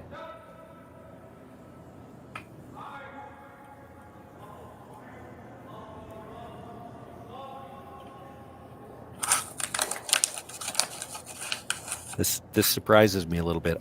Third's last stone, it wouldn't shock me, but this is still Third's first stone. Yeah, you don't usually want to rush the play to the center when you can avoid it in this situation. Dustin seems to be quite happy to whack whatever you throw over there, so just try to make it a little bit better. Yeah, if you make one more freeze a little bit better and he has to blast everything out, well, then at least the blank's in play again. Yeah. This one's going to go out the other side. Yeah, they can't really brush it or it'll come out in the open. Bites a piece of the 4-foot. It is a little more than half open, I think. Yeah.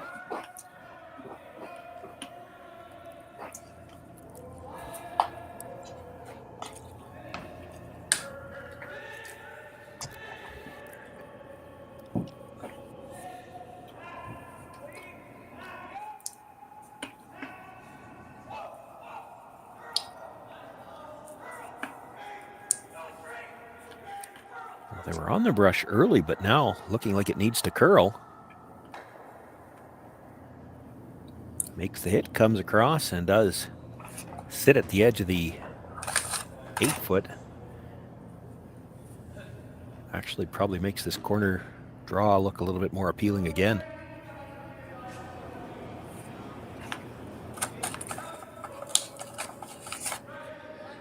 Thought about it, gonna go back to the middle.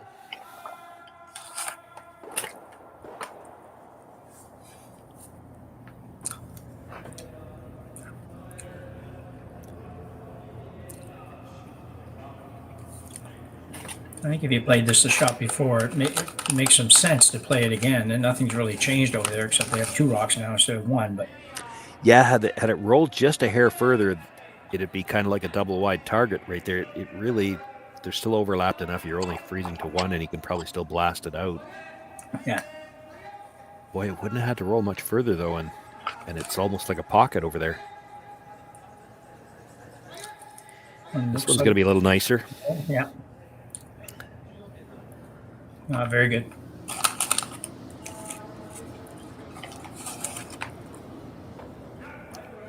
Probably has to play the run back now.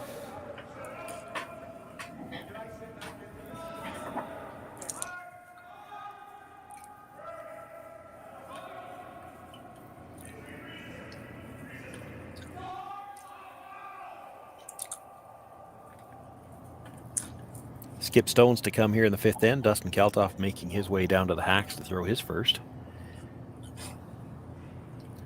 Morozumi sitting 1. Kalthoff looking for the run back. He's got 2nd and 3rd over on the side of the 8-foot.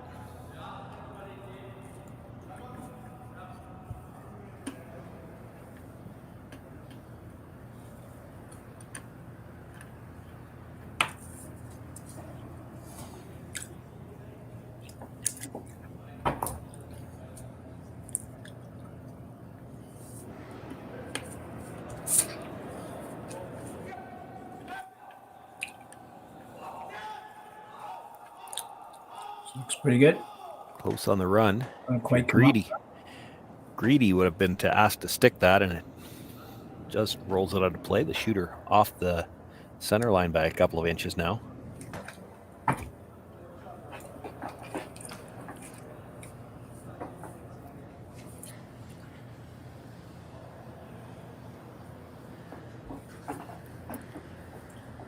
So Morozumi looking to come around it now.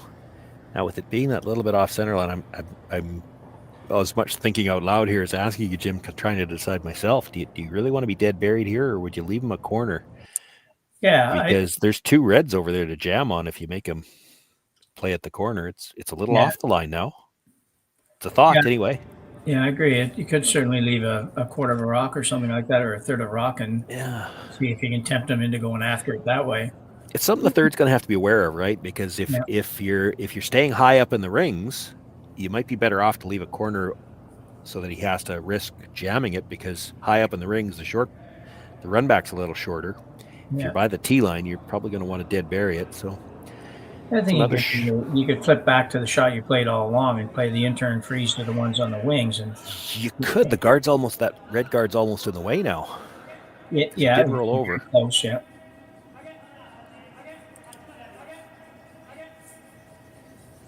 This one's got to curl a lot.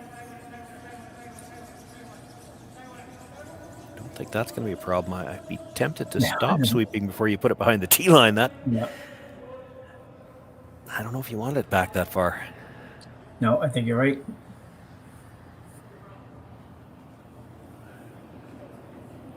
And that's one of those things, you get these teams so worried about trying to get a rock to curl, and sometimes they forget you're sweeping a rock, it's probably still going further. Yeah.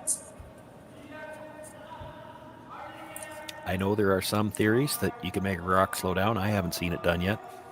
No. Yeah, you're right. We've been hearing that a little bit the last year or two. I don't know that that's really the case.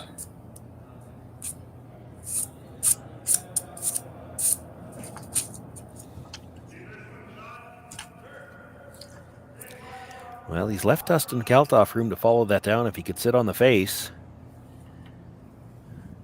Morozumi's going to have to draw to the button for his single. This still has to be made.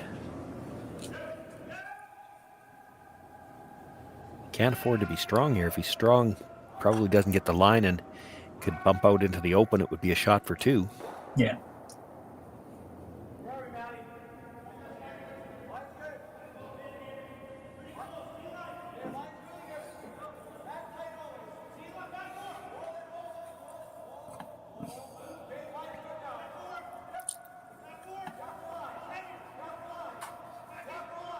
Looking nice coming in. Good shot. Right on the corner of that stone. Yeah, pretty much perfect.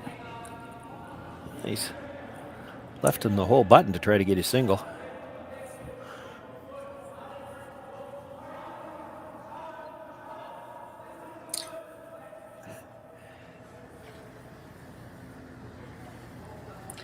Yeah, it's a pretty small zone to draw to here.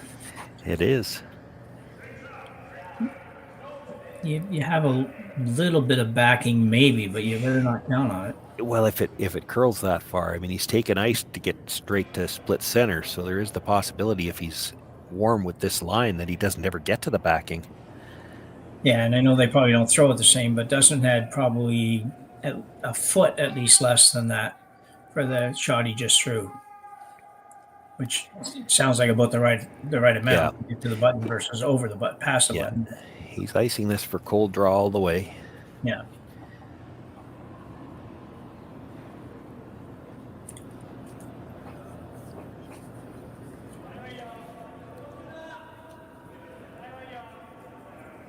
Both brushes went down right away, but really not scrubbing it that hard yet.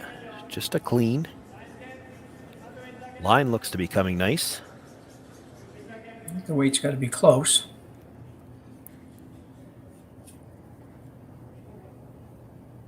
That's a great shot. Wow. Is that any good? Needs to bite the button. Almost circled it. Two good shots by the skips there at the end. Morozumi picks up his single point here in the fifth end. We're all tied up after 5. Dustin Kalthoff will have last rock again in the 6th.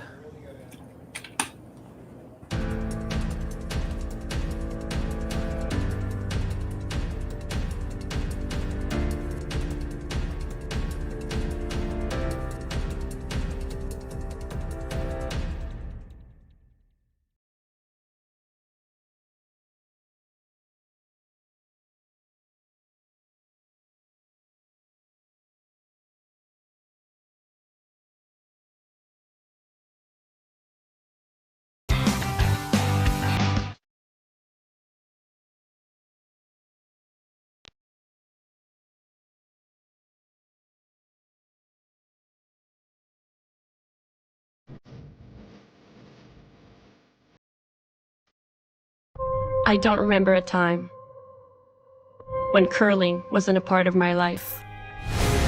When I wasn't putting in the sweat and hard work to be the best that I can be. Clocking in the time, the effort to practice day in, day out. Curling is more than just a game. It's a family, a community. And when it's time to play, I know I'll be ready. Hardline, supporting hundreds of our next generation athletes.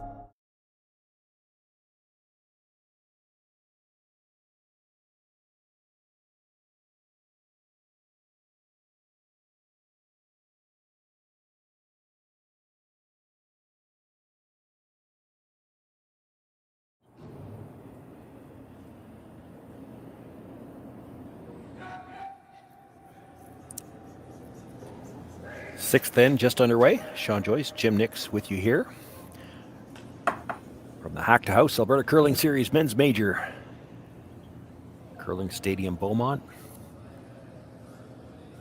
Semi-final action this afternoon. The final scheduled to start at 3. We were a little bit late here with the semi-final just because of an extra end game in the last draw.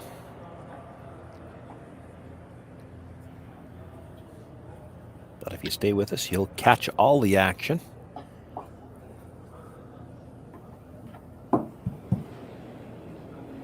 Not much to choose between these two teams so far in this semifinal. Morozumi has had the hammer twice, has generated 1 blank and 2 singles. Maybe the only separating factor. Kalthoff with last rock has got the only deuce of the game. He's got last rock again here as we play in the 6th.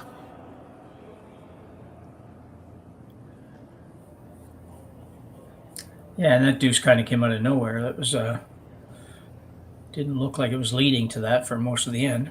No, true. One poor shot, I guess, by the Japanese skip. Yep.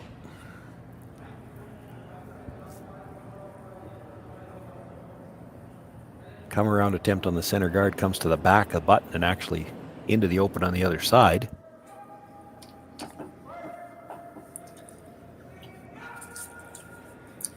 Big end. 6th end's always a big end. If you're in a tie game like this, it's score here. It gives you a definite advantage leading to the last 2 ends. Even a score of 1, I think, is not too bad if you have to take it.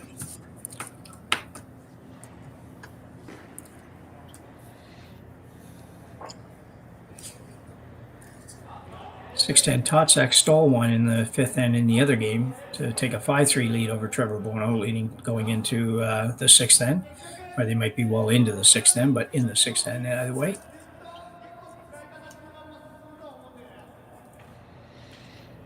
Morozumi looked at just ignoring that stone at the back of the forefoot coming around. I don't know if you want to flirt with risking giving up 2. You were just mentioning 1 point looks good for either team. If you get the point, you're in good shape. For Morozumi, a blank here in 6 isn't bad. Yeah, I agree. You know,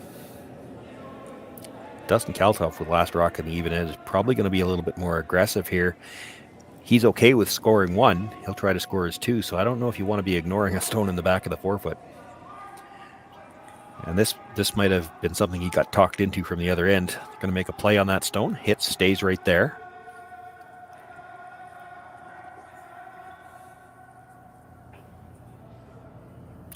Did I just say Dustin Kalthoff might play a little aggressively here? Yeah.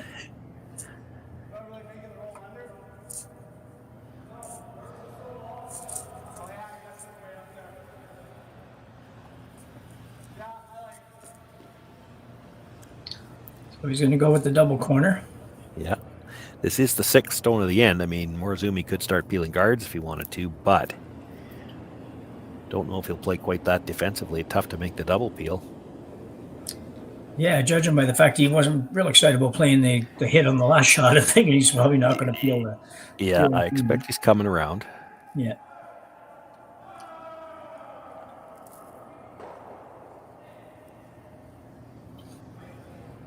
Looks like a good shot, though. That's exactly where he wanted it.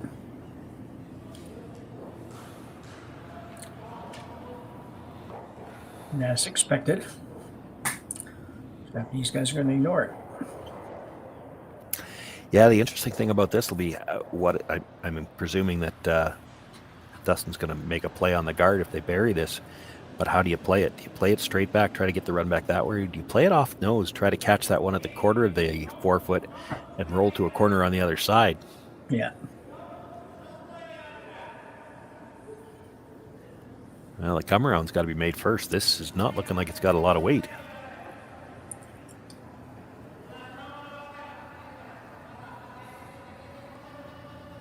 No, gonna be short.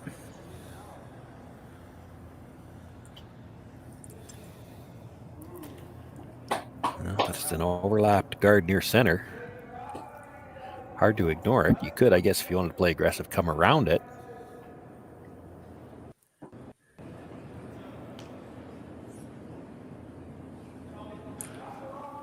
He's thinking of the double peel. Nothing wrong with that call either. Really hard to ignore overlapped center guards with last rock. That's how you get in trouble.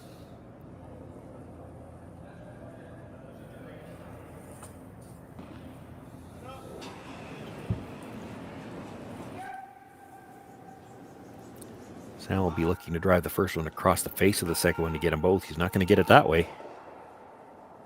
Jams it. Does get it well off the center line anyway. Yeah, it partially did the trick. At least he got it far enough that it's not on the center line at all. It's a little bit obstructing his draw if it comes down to that. But true.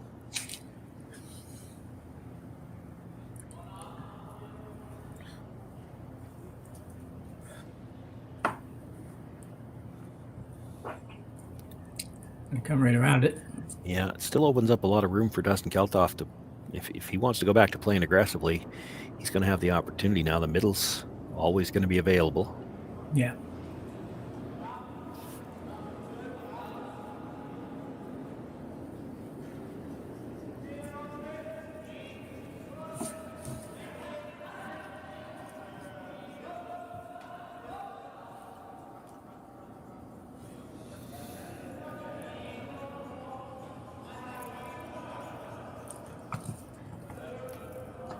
Matsumura looking for the come around. Now, this is a corner guard. He doesn't want to be at the tee line. Be a rock they could corner freeze to. He's pretty good there, I think. Yeah. Dead buried.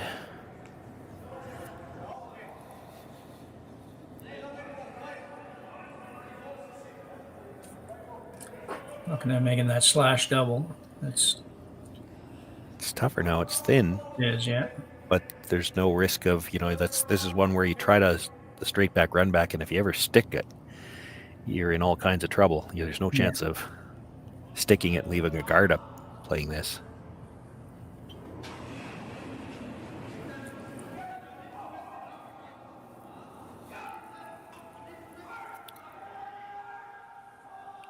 It's close. Well, he sticks it on the one in the rings, but there's no guard in play by doing it that way. Yeah. That's always a little unfortunate when that happens. It's not easy to have that hit that enough that it wouldn't even kick out anywhere. Boy, he's really quick to call the guard on the yellow, and there's a double on the two yellows. Yeah.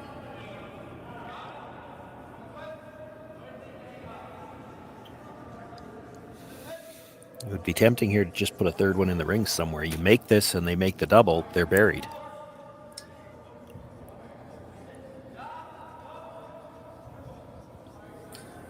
Yeah, you're not really set up to steal here, so I think it's you got to think about that a little bit and make better off trying to make sure you force here.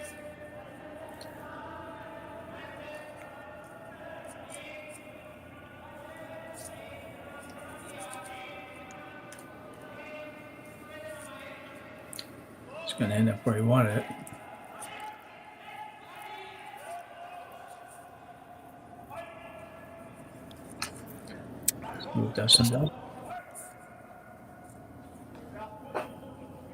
Doesn't have to go after the double. Going to make a play at the hit and roll anyway. If he sits in front of it, that's not bad either.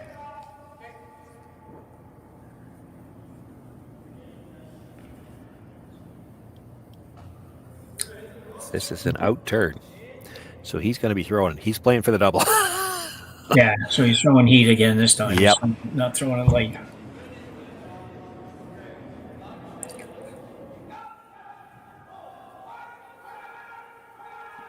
Close, real close. Comes across, will kick the second yellow out the side. So maybe a little learning lesson there for the Japanese skip when you put that rock out there. Yeah, that was not a great time to throw the guard because now he's in danger of giving up 2. Yeah.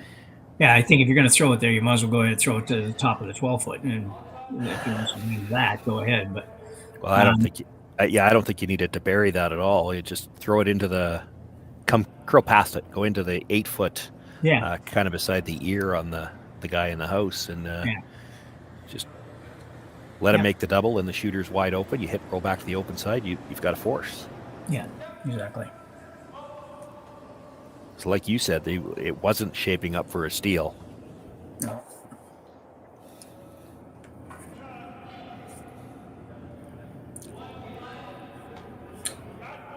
This team has made most of those kinds of shots today, though, when they played any of that, most of the run backs or doubles or anything like that. They made pretty much all of them.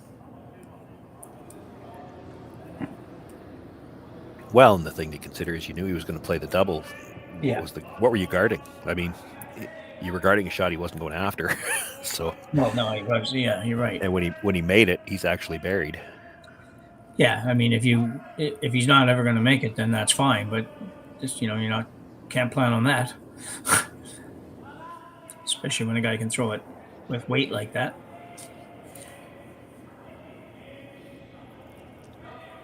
And the freeze here. Yeah, might have to move it a little bit to make sure he's got shot rock. But if you dead freeze it for now, that's not a bad result. It's hard for Dustin to score 2 if you get the dead freeze. Yeah, exactly. Yeah.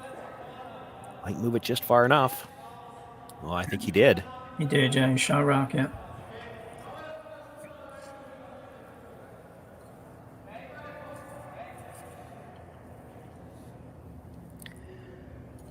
So I'm wondering if they could just pick it. I mean, you can. It's tough. You lose your own stone at the back of the 4-foot, you're back to looking at a force. Yeah. Yeah, I think you're right. I think picking is difficult. Just the stagger is just not right for you. Well, and I mean, even if you make it, if you pick it, make it absolutely perfect. He throws the same draw again. Now he sits on the face of that stone at the back of the 4-foot. You're no better off. Yeah. And that's assuming you pick it clean. If you lose your own stone, he gets a chance to come in behind cover, and it's either a force or a steal. Yeah. This is not an easy shot either. I'm not sure what else he's got, though. So I think he's trying to hit this fairly thin and maybe bump the red one in. Oh, okay. He's not playing the run back. They were talking about the run back at one point in time. It's risky. It's your. Yeah, I may be wrong, Shawn. I just they're. No, your call actually makes a lot of sense. Yeah. So that might be what they're doing. I didn't see it. Try to hit about half of the yellow, have the shooter come across, touch the front edge of that corner guard, and if you could put it into the rings, sit second and third. That makes it really tough on Morozumi to just throw a straight guard again.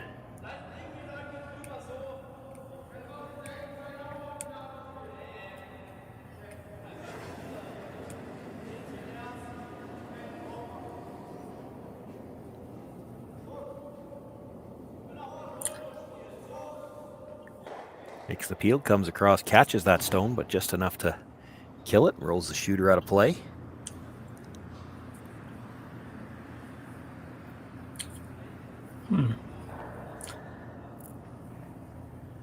Okay, well, there's no point coming right in unless you're going to play it onto, because coming right in doesn't, you're still only sitting 1, unless you're going to play to move the red again.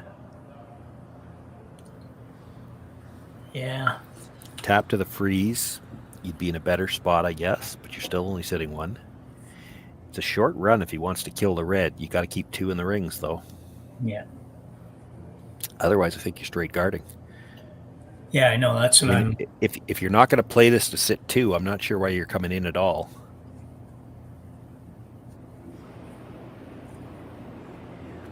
He's looking at the tap to the freeze. You tap to the freeze, there's no chance he's making the double and getting more than 1. Yeah. The problem is if you just tap it to frozen, he's still not risking a deuce.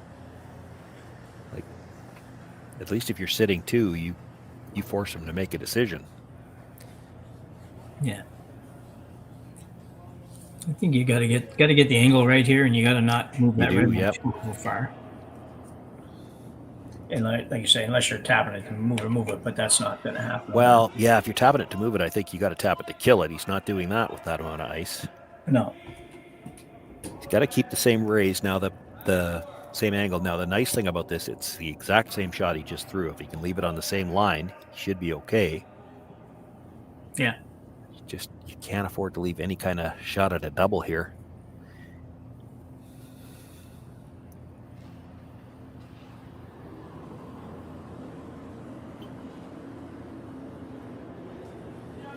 Morozumi final stone of the 6th end without last rock. He is shot rock right now.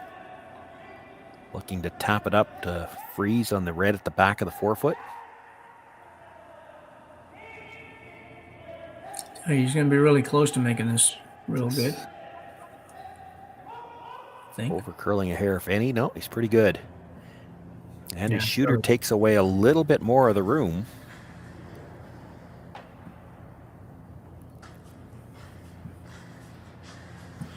Oh, I can't see any reason why you would play this. He's just trying to pick that blast set out. Yeah, you'd be trying to pick it clean, but if you ever go buy the yellow one, you pick the red one, it's a steal of 2.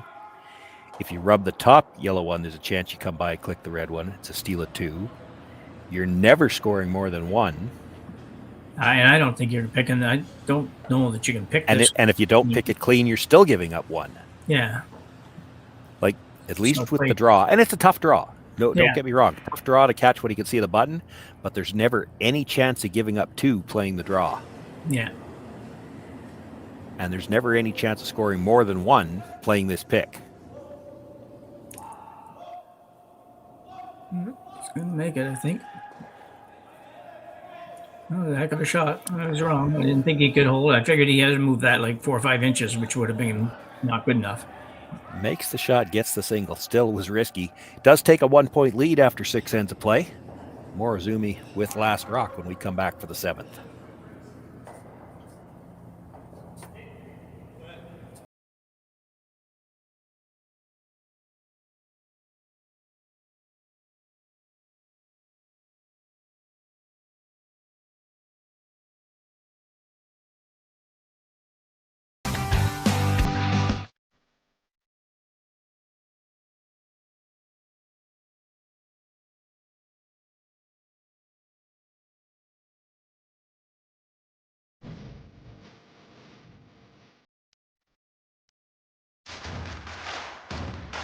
Imagine being able to stream every curling game from every sheet from any event, be it your Wednesday league game, bonspiel, or corporate event. Curling Stadium offers an all-inclusive streaming solution featuring high-quality cameras, ease of use, great reliability, and minimal installation. Offering your sponsors customizable ad space on your streamed curling games and being able to sell video packages to your corporate events for increased revenue. With Curling Stadium, you can stream to any device, be it your mobile phone, tablet, or computer. Push the feed to your desired platform, be it Facebook, YouTube, or any other social media. Curling Stadium is simply the way forward. Where it's commonplace in other sports to televise every game, we want to do the same. Curling is a global sport, and it's time it gets the coverage it needs. Make your curling club the next Curling Stadium.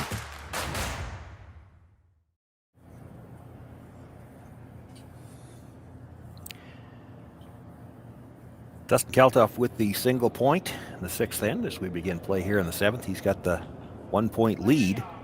Morozumi with last rock.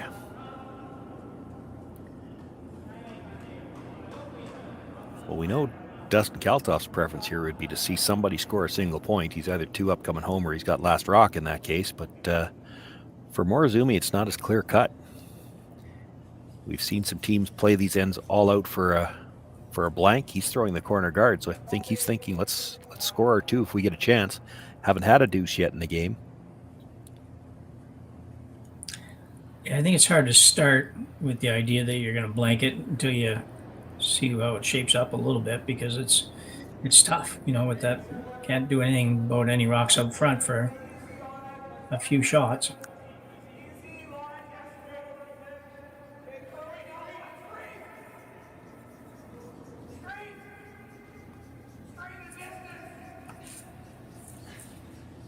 Well, typically, if you're thinking blank from the start, you're coming around the center guard, and what you do with that is, yes, you keep your blank shot up alive, but you've completely let the other team off the hook. Like, they know already you're not going to try to score two. Yeah.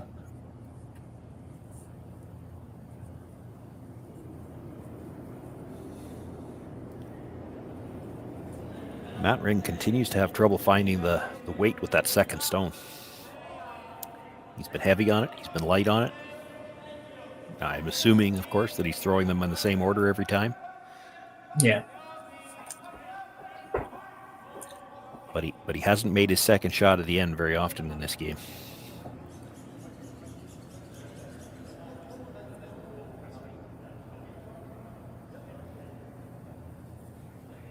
Nice come around there to the top of the button.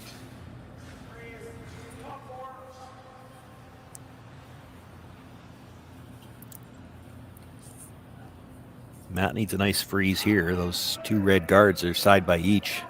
This is the fifth stone of the end, so the double peel on the next one's pretty automatic. Yeah.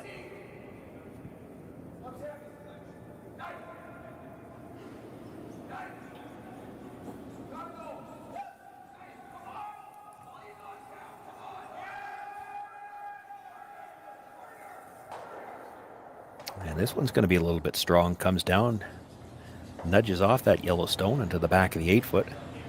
Well, that might delay the double peel because Morozumi might want to get another one into the top of the 4-foot first.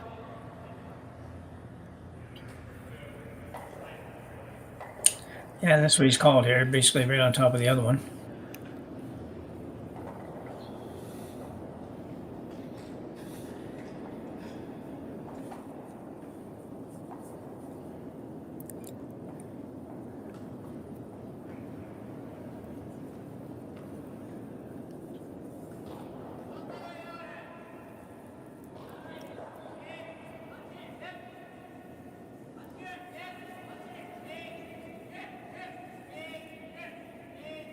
I think this has gone to an early plan B. This is still well out there. Trying to come to the back red now. Yeah, he's way out there and he's really heavy.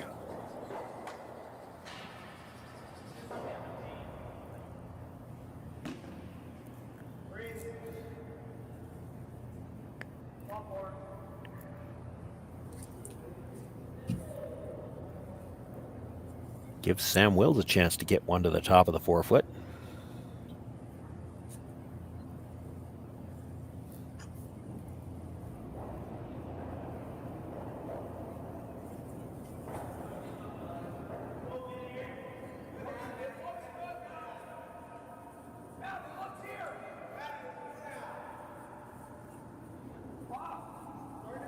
Matt Ring close with the brush. Seems that he's waiting for the line, so weight should be close. Looks strong, though, as it comes into the picture. Yeah, definitely a little bit heavy.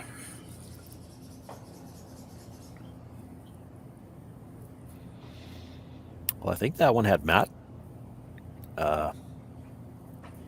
surprised, too, because it really, the way he was cleaning it a little bit early, and the way he's up and down with his head just looked like he was waiting for the line call, and it just kept on sliding.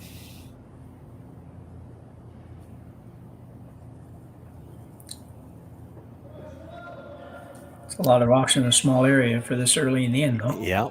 Whoever can get one to the top of that 4-foot first is in a really good spot here in the 7th end.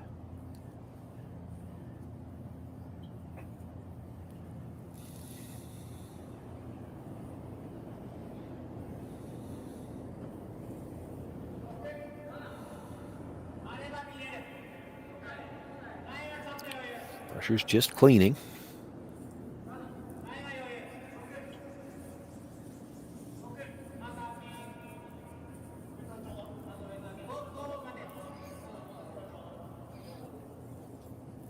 Got nicer line on this one.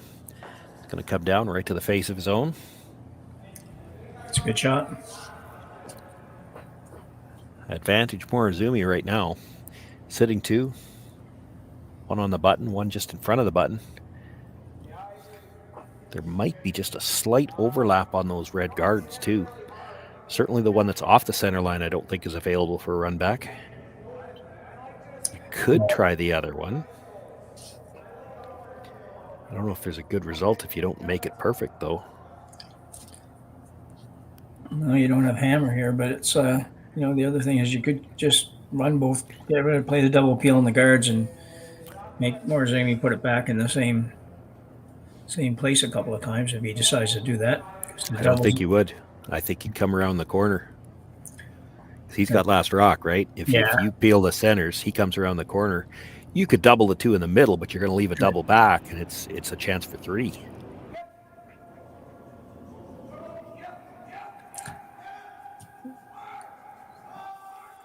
So I'm going to overcurl a little bit, maybe. Well, if it overcurls, it probably touches the side of the other red. No, it didn't. I thought they were close enough together it would redirect if he was off the nose. Enough to pick one of them over to the edge of the 12. Yeah. Looks to be far enough that Morozumi's shot and 3rd, but the one that they just moved back is 5th. It's probably not counting that one. You probably write that one off now. Oh, there's still angles to get that other little red biter out of there. It's just depends on whether or not the opportunities come up for either team to throw some weight here.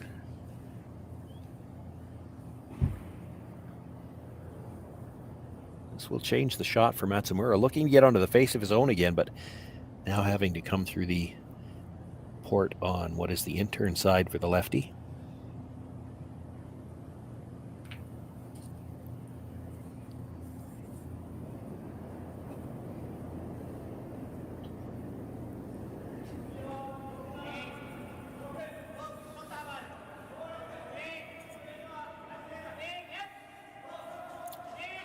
Archer's once again cleaning this.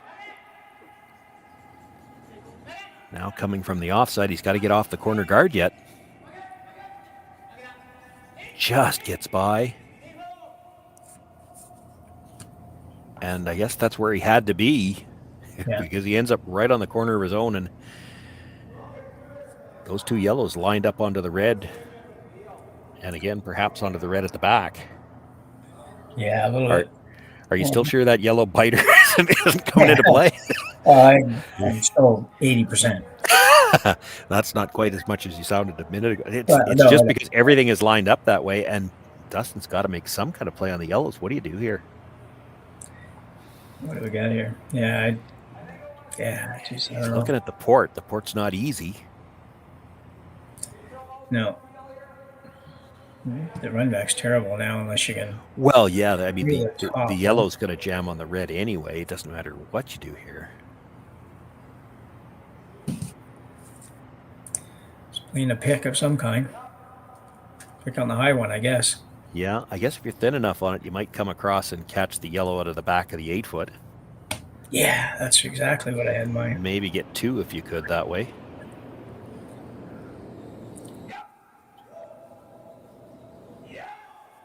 Got to get off the guard. Did. Actually caught the back one and came across and took out that little yellow biter off the side. Man, that was a tough shot to throw the out turn at. I thought just he obviously prefers the out turn. He just play almost all out turns for him all day, but it just looked like that was a tough shot to be throwing an out turn at. Yeah, if this was last rock, you've got the hit for 3 through the port.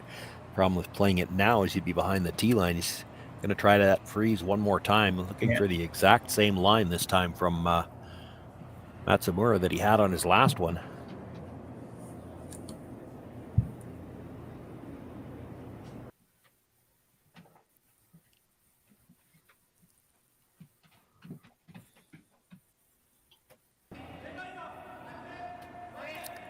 It was tight to the outside guard the last time.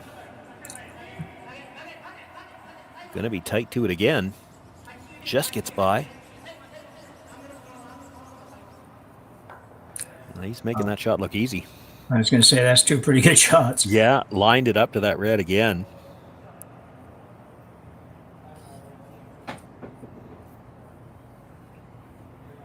And I'll tell you this much: Dustin can't play the out turn through the port at the top one again. If he's playing the out turn through the port, he's trying to get the back one, and even that is really tough. I think he's got to throw it in this time. Yeah.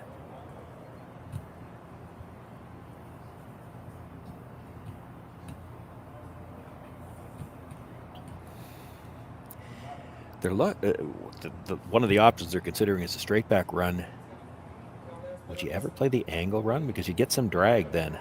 You play the red as we're looking at the house, not the overhead. You play the one at about the 1 o'clock position on an angle coming in, and if you dead nutted it on the top yellow, you might clear the back one, or you might kill all 4 of the ones in the rings. You might drag it at least enough to get the inside edge of that red. Yeah. But it's a tough shot. If you don't get anything out of it, what have you left yourself? Yeah, you haven't got much if you don't get more than. Well, I'm not seeing that you get much off this run either. No, I don't. No, I don't really love this shot. This one to me looks like you're going to end up with probably with a couple of yellows still counting, or 1-3 at best, or worst, with a chance for them to maybe sit 3 when they're done. Although you might, depending on where that hits, I suppose you might pick that yellow off the back of the 8-foot too. So there might just be 1 yellow in there when they're done. Maybe. It's a lot of mites and stuff though. So yeah, tough call. He's going to play the run. I think what they must be thinking here, and of course you got to defer a little bit to the players at ice level because they can see the angles better. So what they're probably thinking is if you make contact with the yellow, it's going to come back, clip the red, but he might put the red onto the yellow and spill all 3 of the ones at the back and only leave 1 yellow in play. That's the only thing I can see here. Yeah, and I think that's possible. And maybe. You'd hate to find out that that's not exactly the way they're lined up, though. There's also the possibility if you're just a shade off the nose on the center line side, it's yellow onto red and leaves 3 yellows. Yeah. Yeah.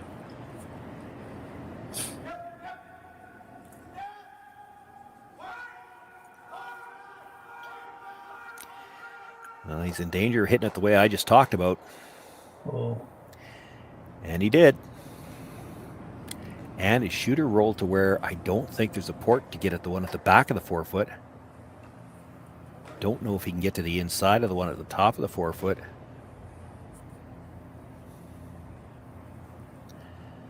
Morozumi looking at playing the out turn draw around. I wonder if you don't have to play the in turn. Like right now, is Dustin's saver not the in turn draw to freeze the back one? To the back 4-foot one? To the back 4-foot one around the in turn? Like, I don't know that he's got anything at on the out turn side right now. No, he's probably got a tap back to leave you sitting 1. Maybe. I think he can throw enough weight to come around and get there. I just don't know if he'll roll. Yeah, maybe. If he rolls open at all, then that's no good for him. So, mind you, if you come to the top of the 4-foot around the in turn side, that tap back is still only to leave you sitting 2. Yeah. Oh yeah. I think it looks to me like the intern coming around, that'd be the shot I'd be playing for this in this situation. Yeah, and if only because I'm worried that like that's Dustin's saver, right? You play this side, there you can see it. Look at Dustin and Sam where they're standing. They're not looking at this shot at all. He's already eyeing up the intern draw on the other side. Yeah.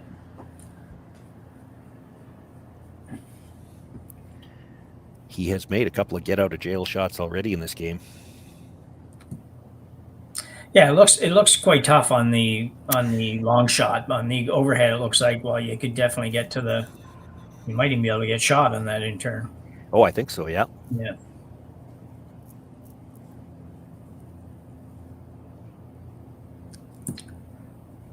There's nothing here that really hurts you. Like, it's not like Dustin can't really do anything on this side, the side he's playing now. Yeah, oh yeah, I see what you mean, yeah.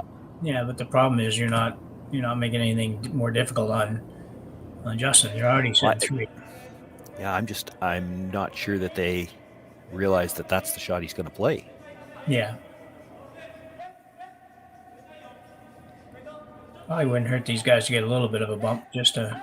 Yeah, they might like to get to the inside too. This has got line for the inside because they were tight to the yellow guard on the 2 previous attempts. Yeah. It's pretty good. He left himself, a sliver of that rock and lots of room by the guard. So if Dustin was to make the in-turn draw now, you might have a shot to slash that in there. They're not looking real hard at the in-turn draw yet either. No. Well, right now I think they're looking at the run double to at least mean it's no worse than 3. I mean, 4 is the game for sure. Going back to it, though. Yeah, and I would have expected that too, but just... Yeah.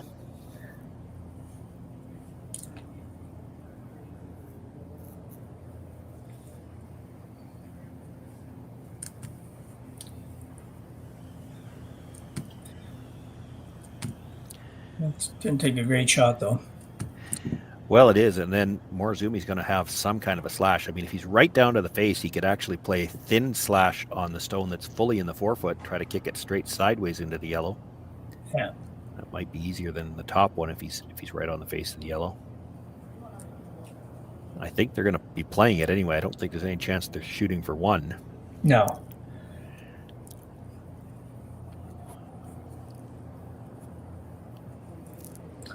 I think you're right, Shawn. They didn't spend any time that I saw looking at the Japanese team. This is looking at this. Yeah. Well, it's not the first time, right? They had was it last end? They threw the guard and left the double. Yeah. They were guarding a stone that Dustin was never going to play on. Yeah. Yeah, you needed to at least have a look at this over here, and you might have decided, no, I don't think he can do it, but at least look at it. Well, whether he can do it or not, I don't know if you can afford to leave it. Like, he can take away, even if he gets second shot here. Oh, yeah, second shot would be huge.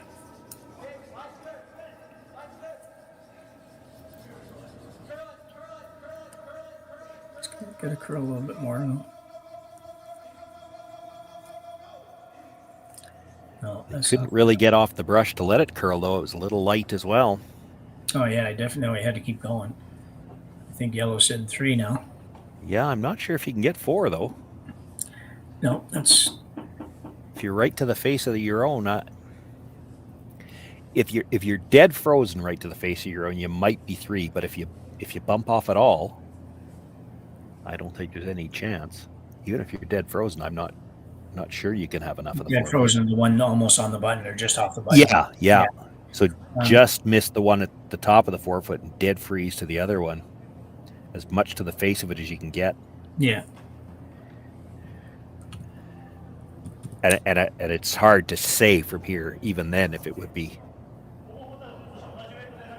No harm in playing it. You've got 3 in the bank right now. Yeah. That's all you got. There's not even anything on the side anywhere that he could try to come off of to the back of the forefoot. No.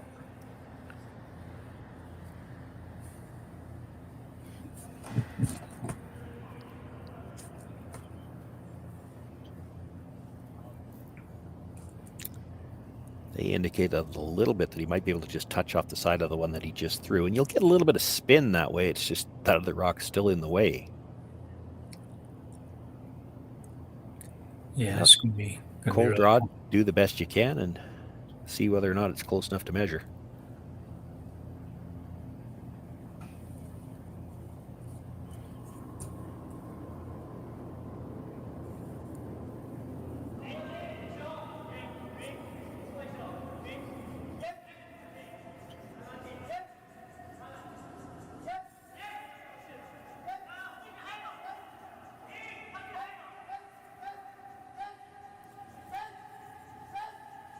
Going to come to the one he just threw, and I don't think anywhere near thin enough to try to spin. No. He'll just tap it up to the top of the button, but put 3 points on the board for Yusuke Morozumi here in the 7th end. He'll take a 2-point lead, 5-3 over Dustin Kalthoff into the 8th. Kalthoff will have last rock coming home.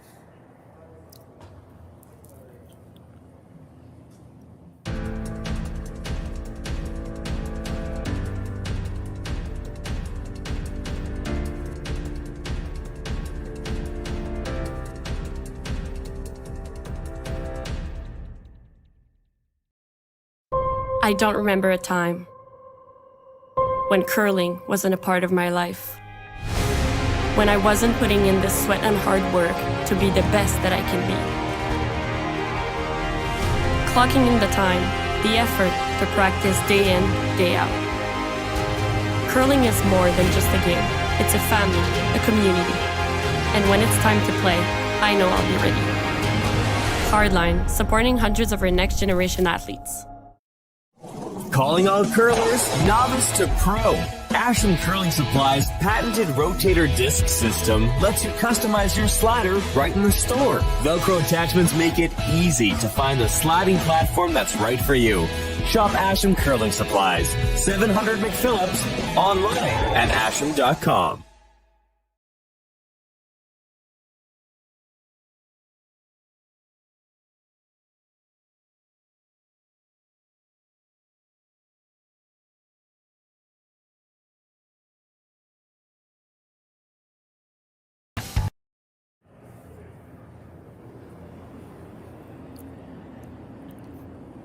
Shawn, Joyce, Jim Nix with you here.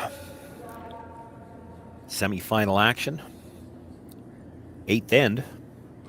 Not going to say 8th and final end because we can't rule out the possibility of an extra here. Oh, definitely not. Definite possibility of an extra in. Yeah, it's been a heck of a game. Dustin Kalthoff trailing by 2 as we're coming home, but he does have last rock.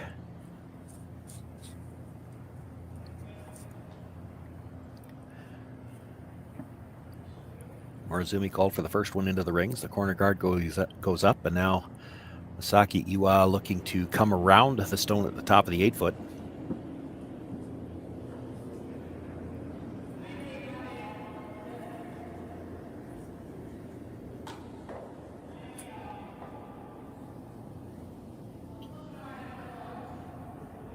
Won't be looking for any guards here. You might see Kalthoff throw a second corner. And then, if he's got 2 good stones in the middle in the rings, you might see Morozumi throw a center guard after that. Those aren't lined up perfectly, though. I'm not sure he'll throw a center guard on those. Yeah, I don't know. We're going to find out in about 30 seconds. First of all, Matt Reng is throwing the corner guard to the other side.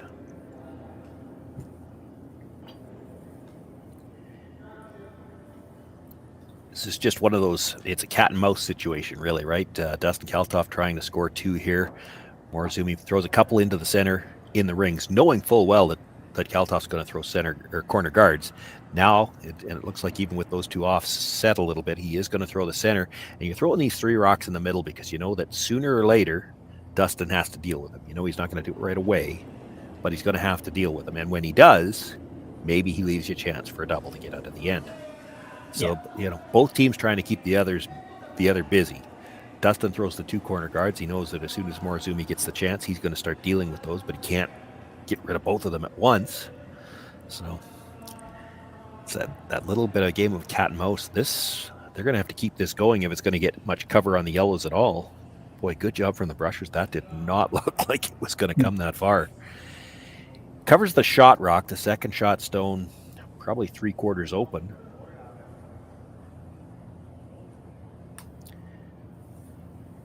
Be shocked if Dustin didn't make a play on it, but you don't have to play this with a ton of weight. You're just looking to move. If you get those 2 yellow stones behind the tee line, you're golden here. Yeah. If you could ever get to it with well, it looks like he's playing the big hit and roll with so bumper weight.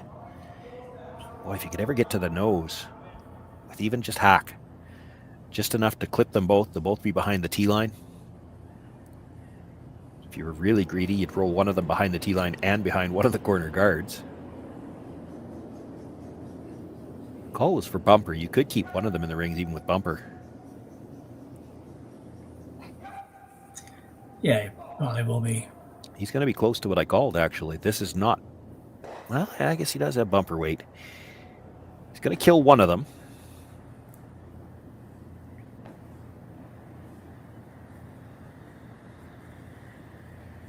More importantly, keeps his shooter in the rings. That means Morozumi has to deal with it. Doesn't have a chance yet to deal with the corner guards. This is why you'll hear so many guys talk about the weight control in this situation. for Dustin Kalthoff. Important to keep the shooter around. The longer he can keep Morozumi from doing anything with those corner guards, the better his chance is to at least score 2. And really, he's still got 2 corner guards. 3 is a possibility.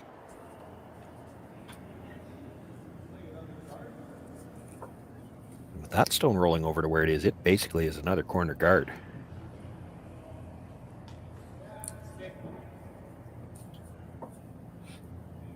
Dustin's looking at playing the hit and roll in behind the corner.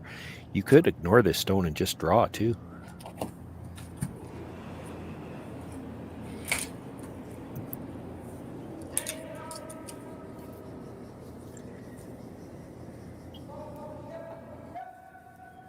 Yeah, I'm a little surprised he's hitting this one. I would have thought maybe draw around something. Made it good though. Made it good, and through that nice control, quiet weight. That's very important that that you keep the shooter. Even had he hit it right on the nose, as long as you keep the shooter, you mean that means that Morozumi's got to make a play on it.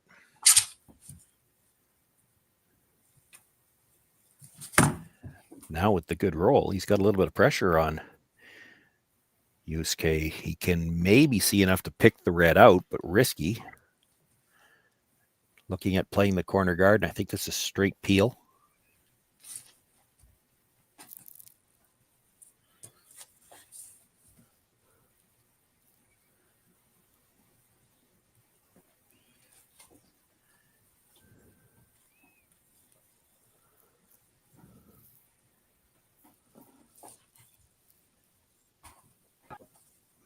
Matsumura, well, I think the call was for the straight peel. He hit it fairly thick, does get the guard, leaves his shooter in play, and now the center guard's overlapped again.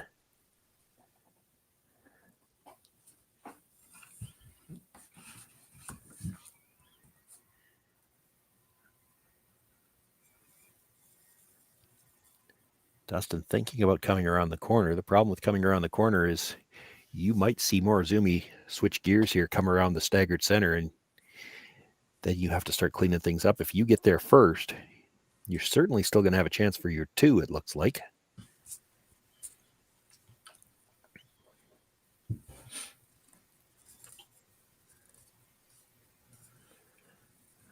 Draw behind the corner would have been tough too. That's true. The yellow guards are kind of in your way. Yeah.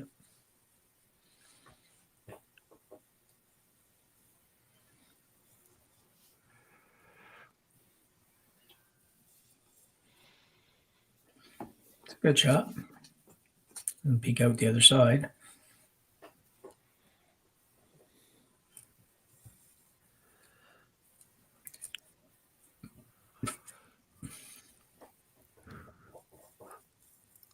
Well, I thought we might see Morozumi look at following that down, and I think maybe Matsumura was thinking the same thing.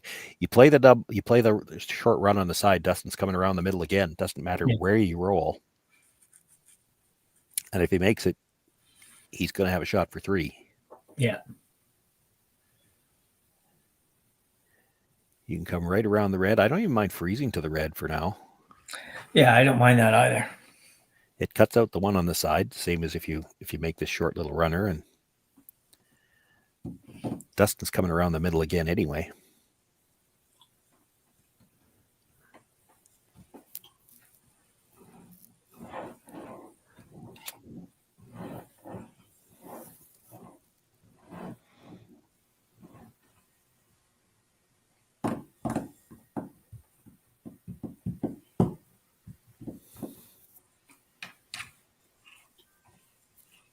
Well, I think this was the shot that Matsumura wanted to play, and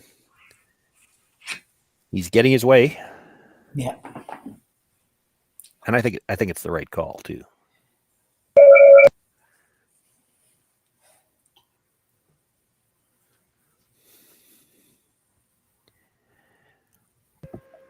What I'm not sure, just from the way they called this, is are they looking to corner freeze the red or come behind it? There is plenty of room the way this curls to come behind that red, be shot rock in front of the tee line. Yeah, it looked like the third was kind of tapping the center line, or not center line, tee line, that kind of versus the top.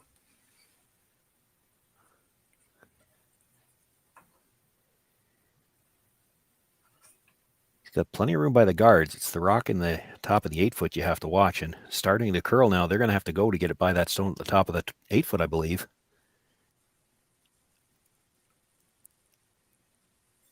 Whoa. And just got by. I'm not sure how it didn't go through that rock, but that's a great shot. I didn't think he was by. I thought I know. he was on it.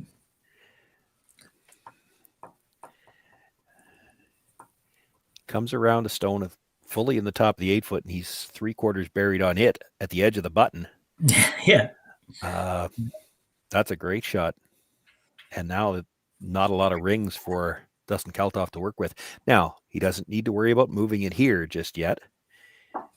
But if all you made was a freeze, well, it looks like he's playing the double off the one on the side.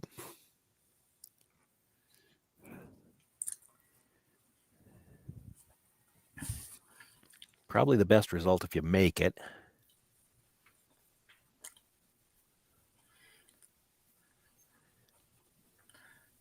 I'm sure he'll be close. They've been close on all these all day. He's got her. And the roll probably doesn't hurt him either. No, yeah, he got it over the top enough to get out of that 4-foot area. Now I think Morozumi has to freeze to the top one to take away the other two reds. Yeah, start to try to make sure you don't give up more than two. Yeah.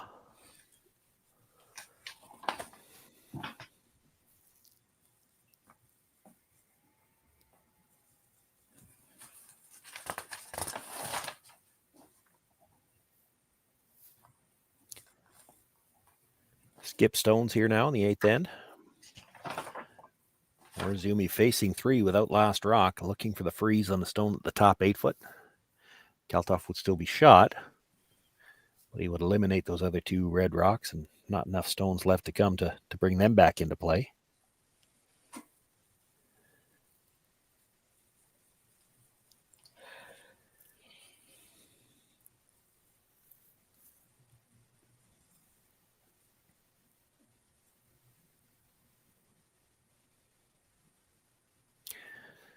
Brusher's got both brushes down right away. They might think this is a little light. He's got to get a piece of the 8-foot here to make sure he's second shot. Well, I don't think he's anywhere close.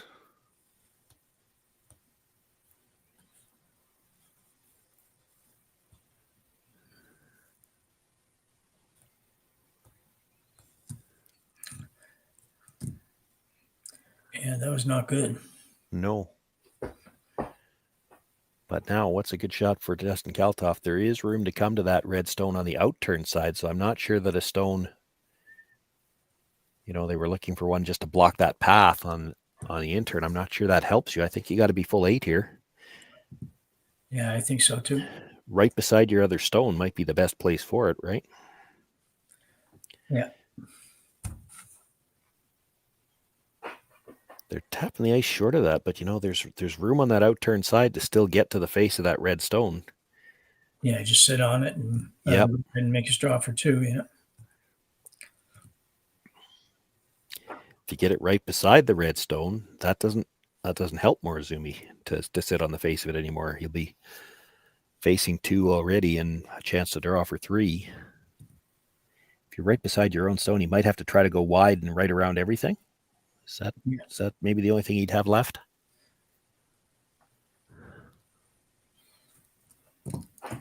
Well, second end in a row, we've seen the team without hammer get into a lot of trouble.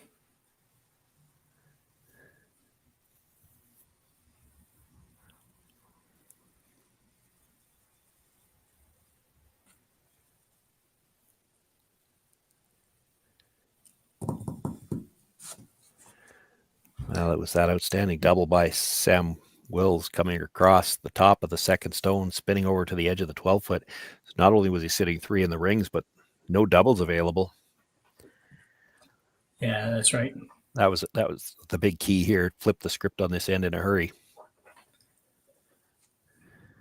Yeah, actually, if he'd made the double and just stuck it right there. Yeah, he'd frozen to it. Yeah, the Japanese team would have had maybe a little bit more to work with, but it rolled it off to the right, and it was a even better situation. Well, And still hung it around, too. I mean, if it rolls all the way Yeah. out, they hit the open one and it's still only sitting 2 or playing for 2. By hanging it on, it definitely brought the 3 into play. Yeah.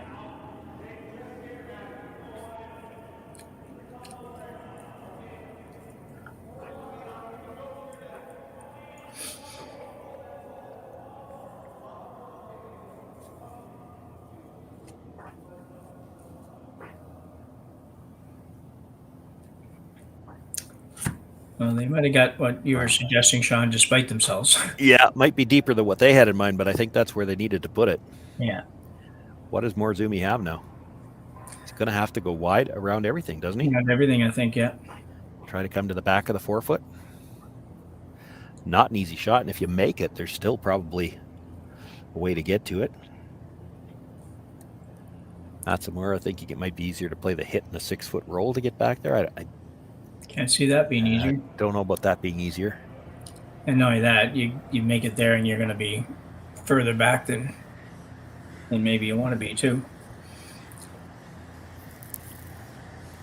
Neither one are easy, so this is probably the right shot, I think. I don't see much else.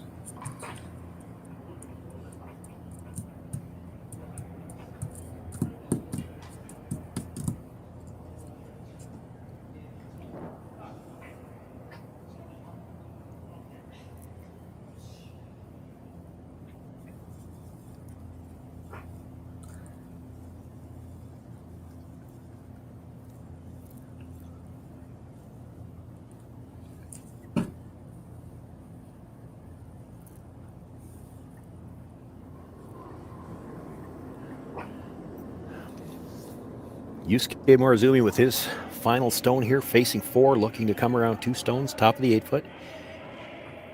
Needs a bite of the back 4 to be shot. Needs to be at least second shot. It must not be heavy. Well, they're trying to make it curl, and by the time they're done, it might be heavy. Yeah, I've never been a fan of that, trying to make it curl so hard that you sweep it right through, and Dustin Kalthoff doesn't have to throw his final stone. He's already sitting 3. So Dustin Kalthoff, with 3 points here in the 8th end, picks up the 6-5 win. That'll move him through to the final. We've got an all-C event qualifier final, so they will have to draw the button for last rock. I want to thank you, myself, Shawn, Joyce, and my partner today, Jim Nix. We've had an outstanding semifinal, a lot of action.